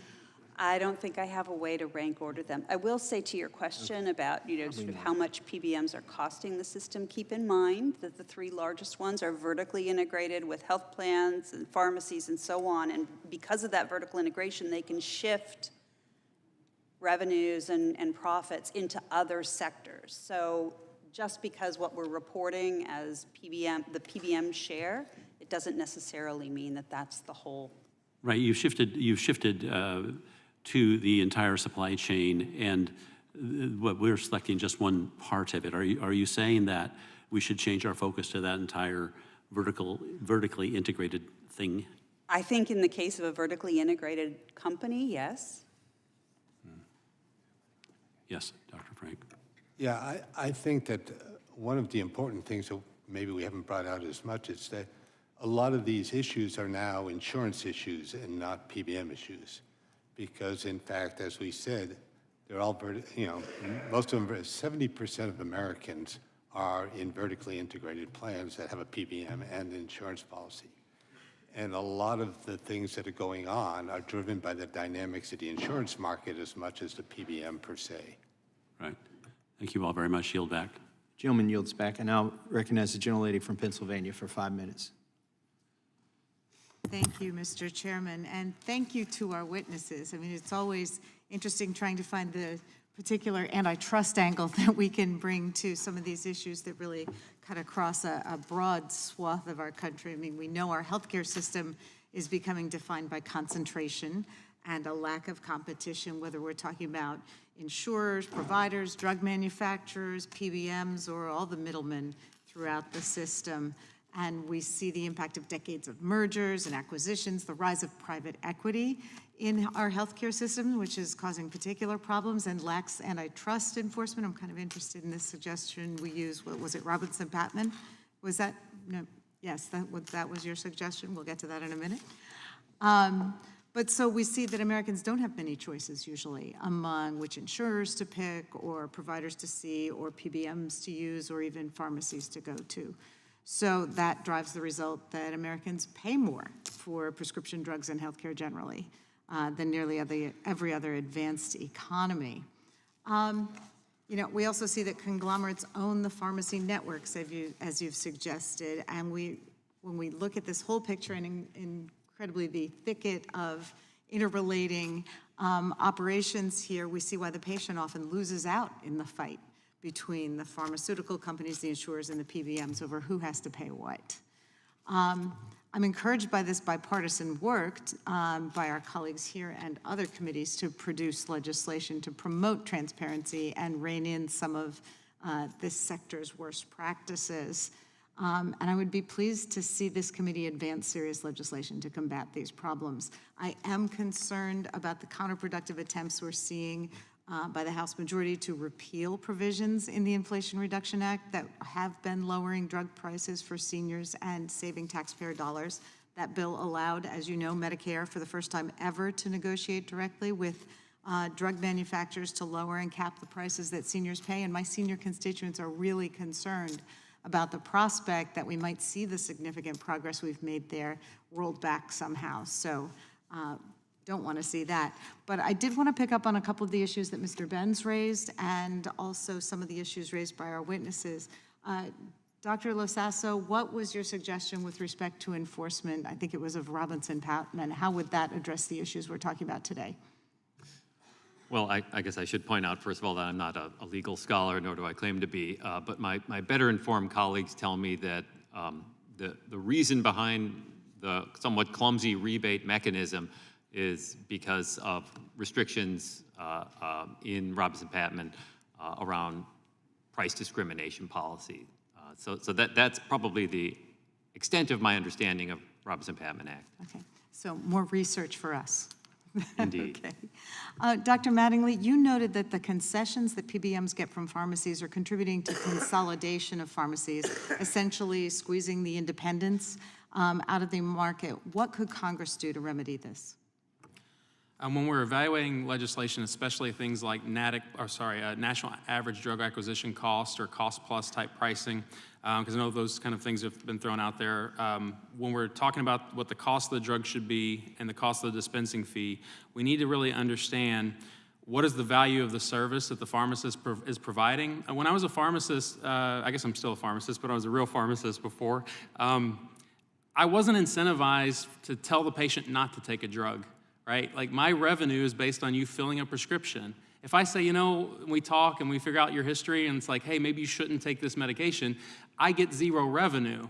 And now we swear an oath, so we do that. But maybe that shouldn't be the case. Like maybe we should figure a way for the care that I provide that I'm compensated for, and then there can be a combination of that fee for service and combination of a capitated kind of model. Interesting. Dr. Frank, I was interested in your comments about the pharmacy deserts in rural areas. We see a similar thing in the very economically distressed urban areas that I represent, but I have limited time, so I was going to ask Dr. Van Nuys. You suggested that the savings that PBMs are negotiating are being absorbed by them rather than being passed along to patients or insurers or other payees, and suggested that one way to better align the PBM's incentives with patients and payers would be to impose fiduciary duties on PBMs. What would that look like? It's a good question. I mean, it's a very complex fix to a very complex system. But right now, the only fiduciary responsibility that PBMs have is to their shareholders. And that's not necessarily how we want our healthcare to operate. And so requiring PBMs to act as fiduciaries either to their health plan clients or to the employees and beneficiaries of those health plans changes the focus of what's required of them. That's Okay, thank you. I see my time has expired. I yield back. The gentlelady yields back and recognize the gentleman from North Carolina for 5 minutes. Thank you, Mr. Chairman. This is an intimidating kind of witness or hearing in which to ask questions, especially given the way Congress is. You got to run out to do a little speech and get back in. So I missed Dr. LaSasso and I missed Dr. Mattingly. I missed Dr. Frank. I got to hear Dr. Van Nuys' testimony. And then I've heard the questions and the answers. I will say it all seems like a Rube Goldberg contraption. And so you got a lot of really smart experts and they do a lot of research. And we never really get to the point where everybody feels like pharmaceutical costs are about right. Never get a lot of satisfaction there. You got some arguments, and then you got. I think, Dr. LaSasso, do I get the basic essence of your position that you think this is really driven by pharmaceutical manufacturers and the patent system and the fact you got to sort of have a heavy counterweight to them, somebody who can negotiate with them, and that's what PBMs kind of help that function get carried out? Is that right? In brief, sir, yes, I do believe that PBMs are I think they're not only the tip of the spear when it comes to engaging in price competition and enforcing price competition. They probably are the entirety of the spear. Okay. Because of the rest of the way the system's composed, right? Because you got pharmaceutical manufacturing and you got the patents associated with those and things like that.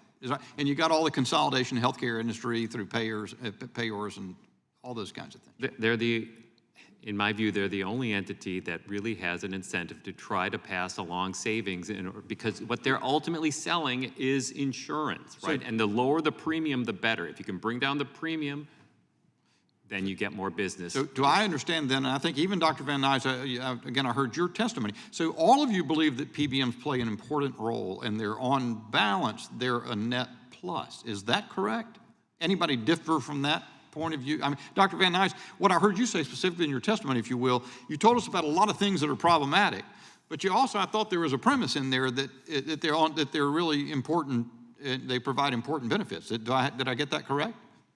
Yes, they play an important role. You need somebody negotiating drug prices. You need somebody designing formularies. You need somebody managing pharmacy networks. The second half of your question was, on balance, are we seeing those benefits or are we seeing greater costs because of these sort of countervailing forces?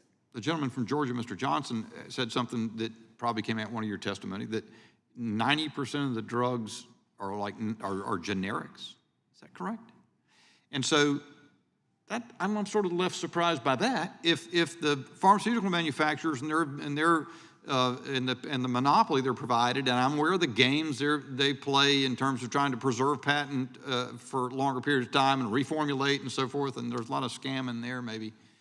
But if it's 90% driven by generics and that's supposed to be, that shouldn't be operating, then why? Then why are we having to set up the whole Rube Goldberg contraption for the sake of 10% of the market? Dr. LaSasso? It's not 90% of the dollars. Okay. Okay, so just to be clear. That's interesting yeah. and revealing. It's like reading Bork's Antitrust. No, it's like having read the Cliff Notes to Bork's Antitrust Paradox and then come in and try to ask intelligent questions about it. And so, given the limitations I'm facing on that score, I'm going to yield to the chairman the balance of my time. Thank the gentleman from North Carolina. Dr. Frank, I think you were centering on what might be a solution or an improvement, which was these independent PBMs. You said, there is some hope there. There's consolidation. There's 3 or 4 that are controlling everything, but there's some trying to get into the market. What could we do to make them more competitive, or is there something we could unshackle to make them more competitive?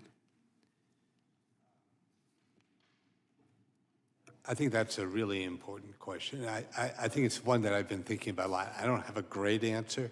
I do. Give me your best answer. Well, my best answer effort. is that the government now, one way or another, is involved in about half the insurance purchases around the country, right? And so there's probably, and I don't know a better way to put it, but there's probably some ways to, as we've done in other areas, like when we started Medicare Part D, is to put our thumb on the scale a little bit to make the market work better. And how exactly to do that, I haven't figured out yet, but I think that given what an important role the government has in procurement of prescription drugs and working through PBMs and PDPs, there may be some ways there to advantage some of these independent entities. The gentleman's time from North Carolina has expired, which means my time has expired, but I may come back and ask some of the other witnesses the same question, see if you'd be thinking about it. But I now yield to Mr. Ivey, recognize Mr. Ivey for 5 minutes. Thank you, Mr. Chairman, and I want to commend you for this hearing. I think this is a great example of a bipartisan effort, and I appreciate the panel as well. Very interesting and provocative answers. I do want to, if the clerk could put up the exhibit. This is, are you able to see that? Okay, this is from the FTC staff report, Pharmacy Benefit Managers, the Power for Middlemen Inflating Drug Costs and Squeezing Main Street Pharmacies. And I wanted to ask you some questions about this. And Dr. Frank, I think you touched on some of this already in talking about how difficult vertical integration antitrust cases can be. But man, this sure looks like one to me. You know, you've got the concentration of the PBMs, which is around 80%. I didn't realize until I saw this graphic the extent of the vertical integration. This is, you know, pretty significant. I want to ask you two questions, though. So even if it's a complicated or difficult case to make, and it sort of touches on what the chairman asked a moment ago, isn't this kind of the type of thing that, you know, FTC, DOJ, antitrust should be trying to break up in some way? And if we want to try and figure out a way to give the other three PBMs, which I guess is, what is that, Humana, MedImpact, and Prime, are those the three? A chance to try and break into that 80% wall. Wouldn't sort of breaking up the relationship between the PBMs, CVS, Express Scripts, and Optimum with the rest of their vertical integrated columns, wouldn't that be the way to do it? I'm not sure, but yeah, Dr. Frank, what's your take on that? You know, it certainly is, you know, it's a tempting target. And as I said, I'm reluctant just because the economics aren't worked out. We don't have super great evidence on that. And it would take us, you know, you and I would probably be somewhere else by the time that those things got worked out. And I do think that there are other things that we can do in the interim that can be done either administratively or regulatorily that would sort of move the ball ahead. And okay, well, it's for that reason that let me ask you a quick follow-up, and then I'm going to yield you some time. So one of the things when I asked unnamed PBMs about this issue, and they said, well, Mr. Ivey, but you know, the relationships between the PBMs and the other entities in that vertical column are, all those transactions are done at arm's length. So it's all done at fair market value. And I said, well, I didn't say I thought it. Come on. Come on. And I think one of you referenced a minute ago about the possibility of sharing, you know, benefits up and down the stream. But that creates the problem of overpricing at that level and also distorts the information that I'm trying to get at from the transparency piece.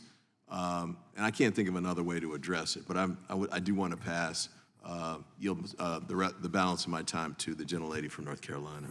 Well, thank you very much, Mr. Ivey. And I've been working on bipartisan PBM legislation that's been going through Energy and Commerce. And so, and you're probably familiar with a lot of it, but a lot of it, given, and I love the setup from my colleague, A lot of the problem is this vertical integration because the savings are not going to the patients. So yeah, there might be some savings, but they're either going back to the insurance company or they're going to the PBM. And that doesn't accomplish the goal. And that is the antitrust problem. The antitrust problem isn't that there's a PBM trying to find efficiency. The antitrust problem is that the PBM is either self-serving or serving the people that they're contracting with and not serving the patient. And that is the fundamental thing here. I love what Dr. Van Nuys said about having some kind of fiduciary responsibility. But I think what we should be thinking about is, if you're going to get into the business of having vertical integration with PBMs, that the beneficiary cannot be the vertical integration. That is the antitrust problem. And we need to figure out, maybe it's not breaking it up, maybe it's more regulation for how that vertical integration can work. But that is the nub of it, because the vertical integration is not helping the patient at all, and it is not reducing drug prices to the patient at all. Thank you, and I yield back. Thank you. And I yield back the balance of my time. The gentleman yields back, and I'll recognize the gentleman from Virginia for 5 minutes. Thanks, Mr. Chairman. This is a great hearing, timely topic, and I appreciate the bipartisan nature of it. With the rise in premiums and deductibles and the ever-increasing cost of prescription drugs, it's clear something needs to change, and I'm a firm believer that free market solutions are the best solutions, and to truly have a free market, we need competition. And when you have 95% of the prescriptions in the hands of 6 PBMs, you don't have competition. This hearing is so important because we're seeing clear anti-competitive growth in our healthcare system. The FTC has said that they are going to be taking action in court, but we do want to examine, in terms of our Article 1 powers, what Congress can do about that. Last year, 46 Brooklyn Research released a report on how PBMs define brand, generic, and specialty. They found that those definitions, brand, generic, and specialty, differ from PBM to PBM. In other words, instead of using the FDA drug application designation of NDAs and biologic license applications for defining brand and abbreviated new drug applications, ANDAs, for defining generic, PBMs essentially make up their own definitions. Similarly, the analysis found that a surprisingly large portion of the drugs on the specialty lists were generics, 42 to 54%. Dr. Mattingly, in your testimony, you mentioned drug price definitions and how that can impact what is paid. Have you done any research or work regarding how PBMs define drugs in their contracts? That's a great question. One of the things I kind of joke about with specialty is that it's not really, is it expensive? And that seems to be the biggest part of the definition that leads to that. And I think it causes a lot of problems. So no, I think you're keen to pointing that out, that maybe we need to have a more clear definition of what breaks things into these tiers. I saw a couple of other heads nodding. Does anyone else want to weigh in on that? I'll also add that I think the 46 Brooklyn folks have also demonstrated that sometimes drugs are reclassified and that from regular to specialty, and then because of the PBM contract, the patient is required to use the specialty pharmacy that is affiliated with the PBM. So that's another, it's not just that the price is different, but now you also have to buy it from my pharmacy. Wow. Dr. Frank? What she said. Thank you. Dr. Frank, actually, you spoke a lot about vertical integration in your testimony. When it comes to the big three, which side of the business makes the most cash, insurance or PBM? A huge amount of the profit comes from the specialty and the mail order. A disproportionate part. I haven't sort of allocated it all out, so I can't give you a precise answer, but it's a disproportionate amount coming from the PBM, those two pieces of the PBM industry. And what I think is important here is also that because of the regulations on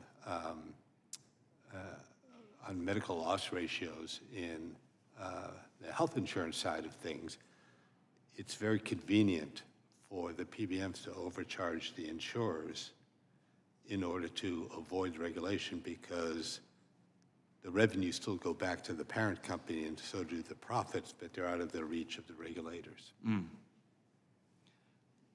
Does anyone else want to weigh in on that? Well, I think that we've got a lot of questions that have, and some legislation moving forward that may or may not address the concerns, but I'm glad this committee is exercising its jurisdiction, and I think there may be some answers that lie in this committee. So with that, I yield back. Thank you. Would the gentleman yield his remaining? Yes, I yield back. So may I I take? yield to the chairman. Okay, thank you very much. Didn't want to take anything that wasn't mine, but I'll take it. So, you know, what I hear from small mom and pop pharmacists is, I'm paying $25 for this drug, and that CVS or the hospital is paying $5 for it. Or I'm filling a prescription, and even before I consider my labor or my employees, I'm filling it for less than they're paying me less than it costs me.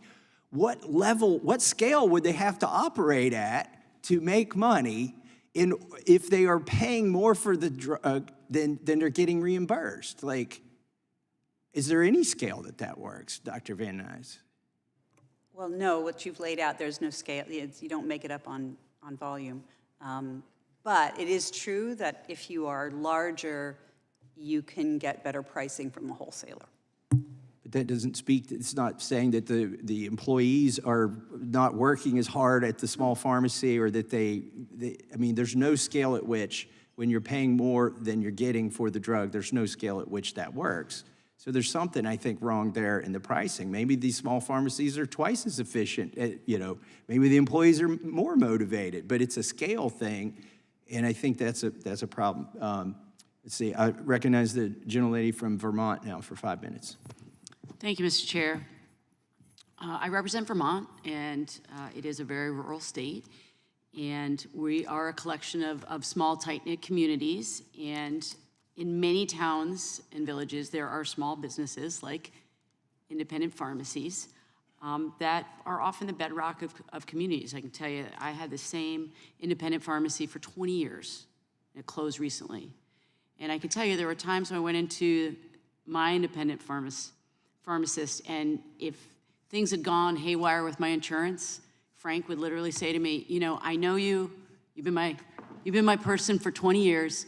Take the medicine, because I have asthma. Take the medicine. We'll get it straightened out. I know where you live. It's going to be okay.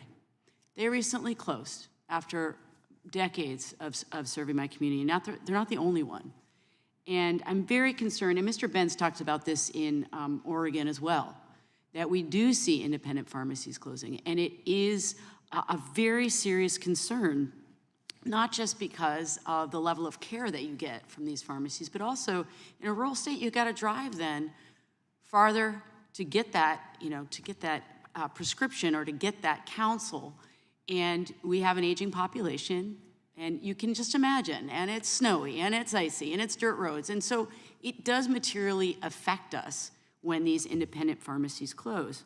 Now, the FTC conducted an in-depth study in PBM practices, and one part of their report really stood out to me. The FTC used a case study of 2 generic cancer drugs to find that non-big 3 pharmacies, so those independent pharmacies like the ones that have closed in Vermont in the last few years, they paid 20 to 40 times the average national price for those drugs. And it goes to what you were saying just now, Mr. Chair. On top of that, the retail chain outlets seem to be doing pretty well, actually. So the FTC found that pharmacies affiliated with the big 3 PBMs retained nearly $1.6 billion in dispensing revenue above the national average. So I really appreciate all here. I'm glad this is a bipartisan hearing where we're really trying to dig in. Ms. Van Nuys, I really would like to dig in a little bit on this piece of the independent pharmacies. Why are independent pharmacies at such a disadvantage, in particular when it comes to the generic drugs? Or are they? What are the disadvantages that independent pharmacies come up against in pricing? So the report that I was referencing earlier, there is some evidence to suggest that the large PBMs who have integrated pharmacies are reclassifying drugs to then require them to be purchased at their mail-order pharmacy or at their specialty pharmacy. And there's also, in that same report, evidence that they're doing that strategically in the sense that the more profitable prescriptions are more likely to be sent to the integrated pharmacy than they are to independent pharmacies. So I think that's one element here. And I think these sorts of behaviors, again, back to the FTC report, you know, we would love to know more about how this is happening and what the aggregate results of these actions are. And so, can you explain, you know, just to make it as clear to us as possible, we've heard a lot about the dangers of the vertical integration as it relates to consumers and being able to actually see any value from the PBMs, right? And can I just see that slide? Do we still have that slide available? That was okay, so this is bringing me back 6 years to when I was on the Finance Committee in my state Senate. Okay, it's just as confusing now as it was then. It makes no sense to the average person, to the average consumer, and certainly for those of us who are the eyes and ears for average consumers. You can't explain this stuff. We're not seeing the benefit from PBM. Somebody is, but it's not us. So can you also just tell me, how does vertical integration really impact negatively independent pharmacies and consumers from your perspective? So again, specifically, these vertically integrated PBMs are taking their profitable business and directing it towards their, you know, other parts of their own organization, rather than allowing the independents to benefit from it. Yeah. So basically, what we're saying is our independents just don't have a shot. They're not on a playing field that they can compete on. They are up against a very formidable adversary. I appreciate it. Sorry for going over. I yield back. No problem. Thank you for yielding back. And now recognize the gentleman from New Jersey for 5 minutes. Thank you, Mr. Chairman. Mr. Chairman, thank you for having this hearing. It's valuable, it's worthwhile, and I know it's only the very, very rudimentary beginning, but it's still good. You got to begin somewhere. Hopefully we can get something done. I'm a dentist. I was practicing dentist for 30-some years, and I practiced through even being in the state senate, state assembly, mayor of my town, had a partner and was able to do it, and it's a wonderful profession. I will tell you, people assume because I'm a dentist that I have I know you know where I'm going to go with this, that I have the answers to healthcare. They go, Jeff, you're in Congress now. And of course, I sold my practice when I got in Congress. We need you to settle the healthcare program. A problem. I have people that actually come up to me and say that all the time, and we do have some other dentists and physicians, et cetera. I know of no problem, quite frankly, in general, and I know we're talking a specific subject now, but that is more difficult, more complex, and harder to solve at so many levels. Because every time you do something, there's a ripple effect somewhere else. And it's really a difficult issue. I'm actually candid about it when I'm in a debate or a discussion and people say, well, what are you going to do about health care? And I'll talk about some ideas, don't get me wrong. And we all know the political talking points. But we also know those aren't going to be the answers at the end of the day. This is a really difficult issue. So thank you, all of you, for the work that you do. So the first question I'm going to ask is about the PBMs, the insurance companies, and the manufacturers. And again, you heard it today, and my colleagues asked excellent questions. Some folks think it's the manufacturers, some think it's the PBMs, some think it's insurance companies. It's probably all of them. And I guess I'll start by picking on Dr. Mattingly. What would you do? I'm going to ask this question a couple times. You're king of the world, man. You're king of the country. And your one task in life is to fix this thing. And I call you up. I'm Jeff Van Drew. I want to write some bills. What should I do? You're in control. What should I do? Well, first, thank you for the promotion. one of the challenges that we have is we don't have a process to really value any of these things that you've listed out. Like I say we, like society, like we struggle to value what is the value we should place on a brand name pharmaceutical, what's the value we should place on a generic pharmaceutical. You mean the financial value? Economic value. No, I mean, like, what is it if, like an employer, it's important that your employees are healthy so they come to work and are productive, right? So that's why it's health insurance is valuable to an employer. For patients, so we don't know how do we truly come to an agreement on what a drug price should be. Some drug prices are too low. I keep hearing it's all about drug prices being too high. Some generic prices have gone so low that we run into supply chain shortages. So like it's more complex on the other side too. By the way, try to explain that to the public. Gee, this drug is too cheap and it's hurting us. So, that's not easy. Go ahead. Yeah, I'm not the most popular sometimes in trying to explain these things, but also then you flip to the other side with the insurance or the PBM. What's the value that they're providing? So I've heard a lot about vertical integration. Well, why would we vertically integrate? Like, why would Apple build a $3 trillion company off of vertical integration, with their software and hardware all under one roof? So is there value from a vertically integrated chain, or is maybe the cost of the vertical integration problematic, like where it's anti-competitive? So that's why I struggle, because I want to know, like, we can't agree on when the insurance company is doing us a good job and we should pay them, like managing a formulary or setting up a pharmacy network and evaluating the pharmacy network. And then the pharmacist, we don't have a good way of valuing the pharmacist services. And again, with you as a dentist, you probably recognize there were things in your practice that you felt like, well, I did not get paid well for this, but I got paid well for that. And so sometimes it's mind-blowing to think as a provider, what do I need to do? Like, what do you want me to do? How do you value what I do? Okay, so it would to be exploratory in nature, and we're not even there, to really determine, to factually try to find out the best route to go. Dentistry's changed a lot for a lot of reasons, partly because of the debt of the students coming out now. So you all have noticed wherever you live that you're seeing larger facilities that are corporate in nature. In my day, you went out, you put your shingle up, you started out, and you might have some debt from school, but it wasn't so overburdening that you couldn't also have more debt to start your practice.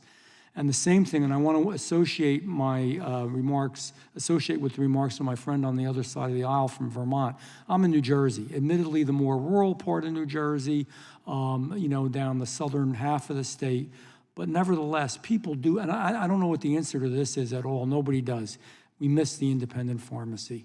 There's nothing wrong with the CVSs, the Walgreens, et cetera. But Dr. Lasasso, you said something about they're inefficient providers, and therefore they go. And I get it. But there's something to providing health care that is more than just being a Walmart. And I know we can't define that fiscally, but it's a real issue. And I think they're just going to go away, to be honest with you. There's nothing I'm going to say at this hearing that's going to stop that. How much, I'm going to ask you all really quickly on this, and then I'll yield back. How much of the cost of all of it, and I won't even say all of healthcare, but of pharmaceuticals, just like in healthcare, we can do surgeries and things we never, ever could do before. Everybody's getting dental implants now. Years ago, man, nobody would ever spend that kind of money or get implants. In pharmaceuticals, how much is due to the new types of drug therapy that we can give people that's very, very expensive? And would we inhibit that if we put such price controls in that it was no longer effective for companies to say we want to pursue more new and innovative drugs? I'm going to start with you, Dr. Van Nuys. I love somebody that's got a van in their name, and just go right down the row, and we got to be quick, I know. I don't have those numbers, but I do know that what we're overpaying on like the generic side of the market is not going to support that kind of innovation. Do you agree that some generics are too cheap or no? Sure, I'm sure there are some. Okay. In general, no. But we're overpaying, you believe in? Okay. Medicare is 21%. Okay. The time has expired. I know. Can they just finish answering or no? We'll let one more answer. Okay. One more of you. We'll go to you. You're next. I think that there's a balancing act here, and I think right now we pay too much for brand name prescription drugs. A lot of times, particularly ones where there are multiple other drugs that do more or less the same thing for the same illness. There are certainly some places where paying a high price has been well worth the freight. I think of the hepatitis C drugs, for example. You know, high price, good deal. You know, and so the question is, you know, which ones, and that's going back to Dr. Mattingly's point, which is, you know, pay for value. A lot of times we're not getting a lot of value. Thank you for your answer. Mr. Chairman, I yield back. Could you ask the question as chair, is this worthy of antitrust action? We may get to that, but now I need to recognize the gentlelady from Wisconsin for 5 minutes. Or sorry, Wyoming. Wisconsin? I am so sorry. There is somebody on the committee from Wisconsin. Yeah. Yeah, they're both W. Just don't say I'm from Tennessee, please. You know, PBMs may be the best example of the adage that the government is always trying to fix its last solution. Let that sink in for just a minute. Dr. Frank, in your testimony, you said that, quote, retail pharmacies face an array of challenging economic conditions threatening the survival of some of those operating in rural America. Yet much of what threatens those enterprises is not tied to PBMs, end quote. And then you highlight a number of potential contributing factors in your testimony, but I would like to seek some clarity on your conclusions, as I am from Wyoming and I represent the least populated state in the nation and the 9th largest land-wise. So obviously, we have a lot of rural areas in Wyoming that need to be served by pharmacies. And I want to discuss what the top contributing factors are. You even summarize your testimony by saying that, quote, there is little reason to believe that PBMs are the main economic force creating these risks, end quote. But in your opinion, what factors contribute the most to rural America's problems with access to pharmaceuticals? I do think that, well, let me start by saying that the independent pharmacy issue is really different between rural areas and urban and metropolitan areas. And the point I was trying to make was this is a problem because pharmacy deserts are growing in this country, and about half of all rural areas are served primarily by independent pharmacies. So there's a problem here. I'm just not sure that the blame or the solution is PBMs. And to me, there are other things that can be done in policy that, you know, unfortunately it doesn't relate to antitrust necessarily, but are important fixes for keeping rural places healthy. And I think, you know, we do it in a variety of other parts of our public programs. We do it in Medicare for hospitals. We do it in just a whole variety of areas. And I think that there are lessons to be imported into... Such as? Such as making payment adjustments for rural pharmacies. So, for example, you add a bump to an independent rural pharmacy when they're like the sole community provider or something like that. And so I think there are policies like that that can preserve these things because even though they're at a potentially efficiency disadvantage, they, as a community's resource, they have an efficiency advantage in that they keep people healthy in important ways. Right. I think that we only have a couple of Walgreens in the entire state of Wyoming. We have one Whole Foods in Jackson. You know, we don't have the access to some of these chains that other places have. Dr. Van Nuys, turning to you quickly, you provide a number of policy recommendations which include increasing transparency, reevaluating the rebate system, scrutinizing vertical integration, and better aligning PBM incentives with patient and payer interests. There have been efforts in recent years at the state level to make reforms to the PBM structure. Have any of these efforts been successful? I know that the state legislation has been, some of it has been relatively recently passed and is only now being implemented. I have not seen the data that lets us evaluate how that is working. I do know that what they did in Ohio when they audited their PBM and fired them for that 31% spread pricing margin and hired a single PBM to administer their whole Medicaid managed care program, that has been saving them $150 to $200 million a year. So there is one state that has successfully done some reform in this area. And other states have done similar, I think. Okay. Do you think that this is something that could be accomplished at the state level, or is it your conclusion that Congress needs to act as well? I do think that some progress can be made at the state level. I do think because these are, national organizations, it may be more efficient to have them subject to a single set of rules. I don't know. So do you have any particular state that you would recommend that we look to what they have done to determine whether that is something that could be implemented on a national basis, or that other states ought to be looking to for addressing this issue? So most of the state legislation that I've seen is kind of piecemeal, right? They go after spread pricing, or they go after registration or something like that. And so I don't think there is any state that has accomplished the big. What about the rest of you? Do you have any examples of where there are states or areas that they have successfully addressed the PBM issue?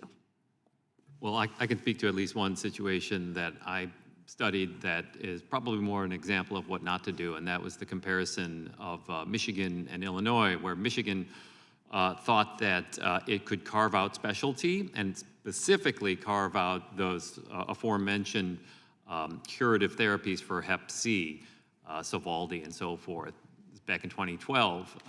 And what happened was that Illinois kept PBM model in place. The market evolved, the market changed. Sovaldi and other drugs went off patent, cheaper generics came available. The lack of a PBM in Michigan's context meant that they were not nimble enough to move towards the cheaper generics that became available and cheaper substitutes that were available from other manufacturers. And they wound up spending about $50 million more than they otherwise would have compared to Illinois. Okay, thank you. I yield back. I thank the gentlelady from Wyoming, and I now recognize the gentleman from Texas for 5 minutes. Thank you, Mr. Chairman. And Chairman, thanks for holding this hearing today, and thank you to the witnesses for taking time to testify.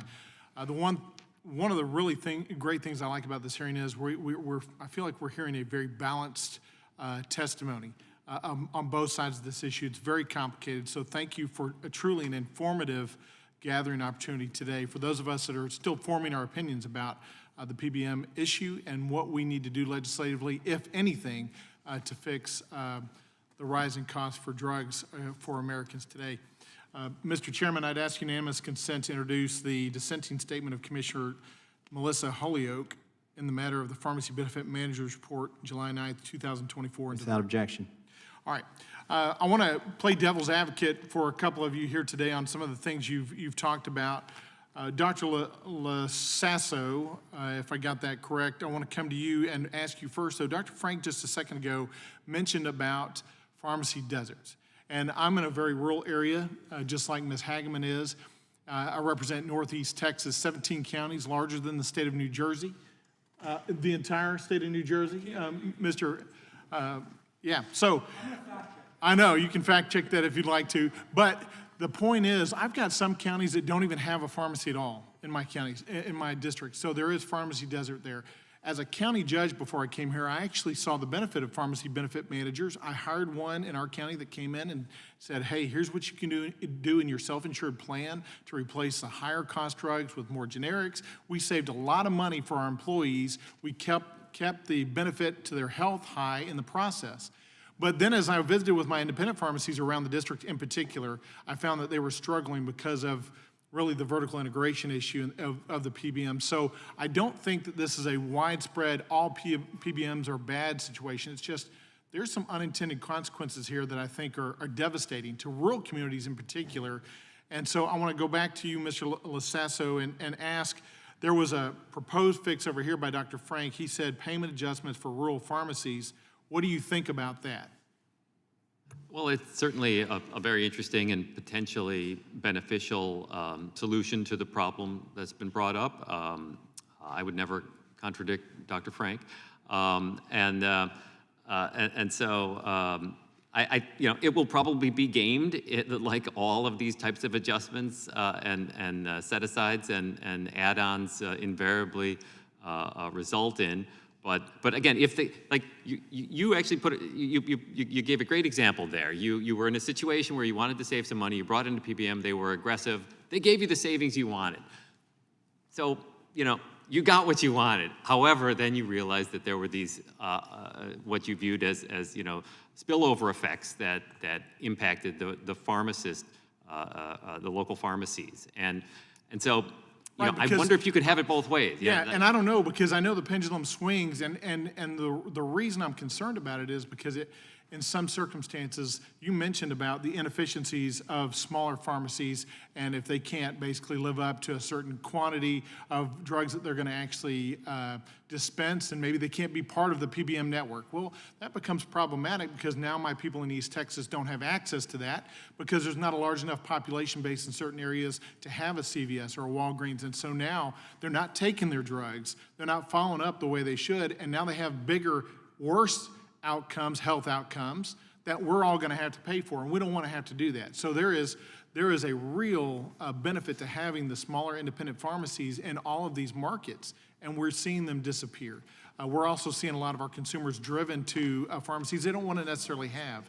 So I would love to find a solution that works for the consumer, but still stays true to free market principles, because quite frankly, I'm always starting in that stance to say, I'm a free market guy, let the market work it out. But we have screwed this market up already. And so there's the other pushback I would have on both sides of the argument is, we are already, as a government, intruding on the free market here. And because we've screwed it up, so how do we fix it a little bit better without further intruding on the free market? Am I off base in the last 30 seconds? Am I off base in my comments here? Does anybody disagree, Dr. Van Nuys? I don't disagree. Okay, Dr. Frank? Yeah, I don't think we should blame ourselves quite as much. The whole pharmaceutical supply chain is a creation not of nature, of man, of government. And patents, FDA, Medicare, all the way down the line, and to not have any consequences from having built something from the ground up, so go easy on yourself. And well, thank you. You're the only one in America that's going to tell me that, by the way. I've got a lot more questions, and I won't ask them, but I do want to say I think there's space for us to have discussion on the patent reform as well, in particular as it regards pharmaceuticals, because I think that could be a driving factor to bring down costs as well. So thank you all for your testimony today. Very important, very difficult. We need to work together, both ends of this spectrum, to find a good solution for the consumers in the United States and preserve the free market. Thank you. I yield back. Thank you, Mr. Moran. And we're up against votes, so if anybody leaves and doesn't hear my questions, I won't be offended. But I have 5 minutes remaining. I saved it for the end to try and cover things that haven't been covered. Dr. Lasasso, what's the radical free market solution to this? Just clear out all the underbrush, and what would get rid of all the history? How do we fix this? You got like a minute to solve it all. Oh, that's all. From scratch. Well,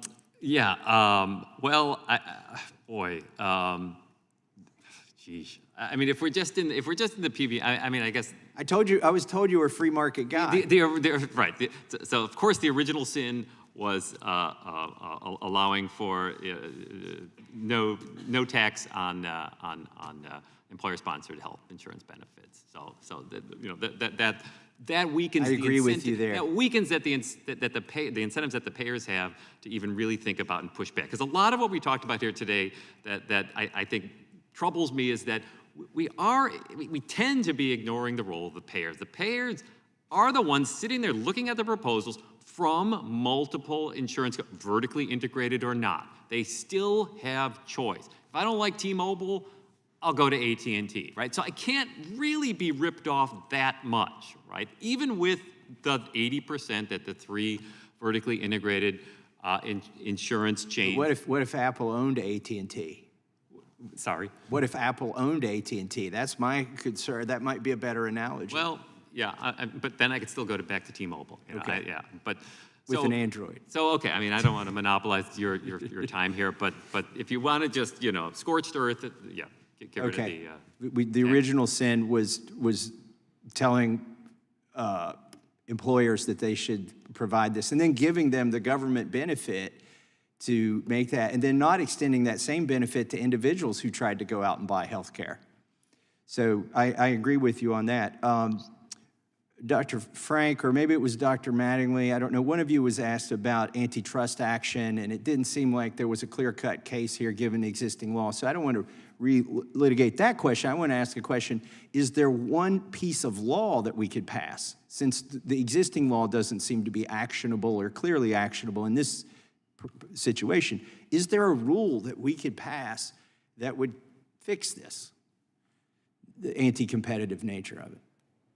Well, I have at least an idea about how you could get rid of some of the, attenuate some of the game playing, the regulatory avoidance. What you might do there is sort of handle it the way we handle multinationals, which is insist on transfer pricing. That you have transfer pricing rules that somehow reflect something close to fair market value. Because right now, Dr. Van Nuys and I have both made the point that there's a lot of game playing that can be done within that vertical structure to avoid regulations, to avoid... What is transfer pricing? What do you mean by that? So transfer pricing is, I'm a PBM and I sell services to the insurance company. Well, if my insurance company is, their profits are regulated, then I'm going to charge them a lot because that's on the books as a cost, even though it's revenue to the PBM that goes back to the parent company. And so those second set of revenues are not regulated. They're not subject to like margin regulation in health insurance. And so by doing transfer prices, which insists on constraining what can be done in terms of who can charge the other one what, you eliminate or you reduce the ability to play games to avoid regulation and taxes and things like that. Okay, 1 minute remaining. Dr. Van Nuys, you had 4 suggestions. If you could implement just one of those in legislation, what would it be? Transparency. And what would that look like, transparency? How would we impose it? So pricing? So what I want is aggregate benchmarks of average prices at different points in the transaction system. So CMS already publishes a series called the National Average Drug Acquisition Cost, NADAC, that they collect with surveys and they aggregate it and they publish it monthly, and anybody can get it. I can get it, you can get it. And that gives us a benchmark to evaluate one particular transaction. That's the transaction between the pharmacy and the wholesaler, the prices between the pharmacy and the wholesaler.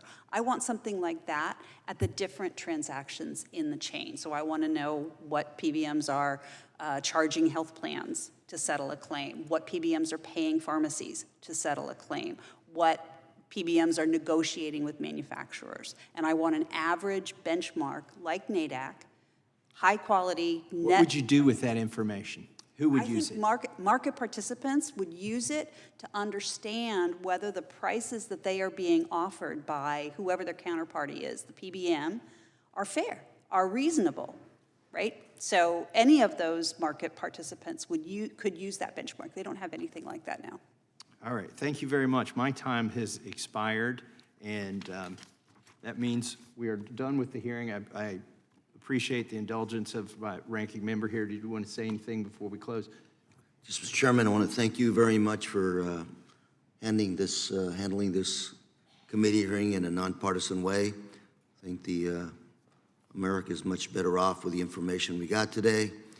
Barely scratched the surface, but got some work to do, and I want to thank our witnesses for your good testimony today. Much appreciate y'all. Well, that concludes today's hearing. We thank our witnesses very much for appearing before the committee. Without objection, all members will have 5 legislative days to submit additional written questions for the witnesses or additional materials for the record. Without objection, the hearing is adjourned.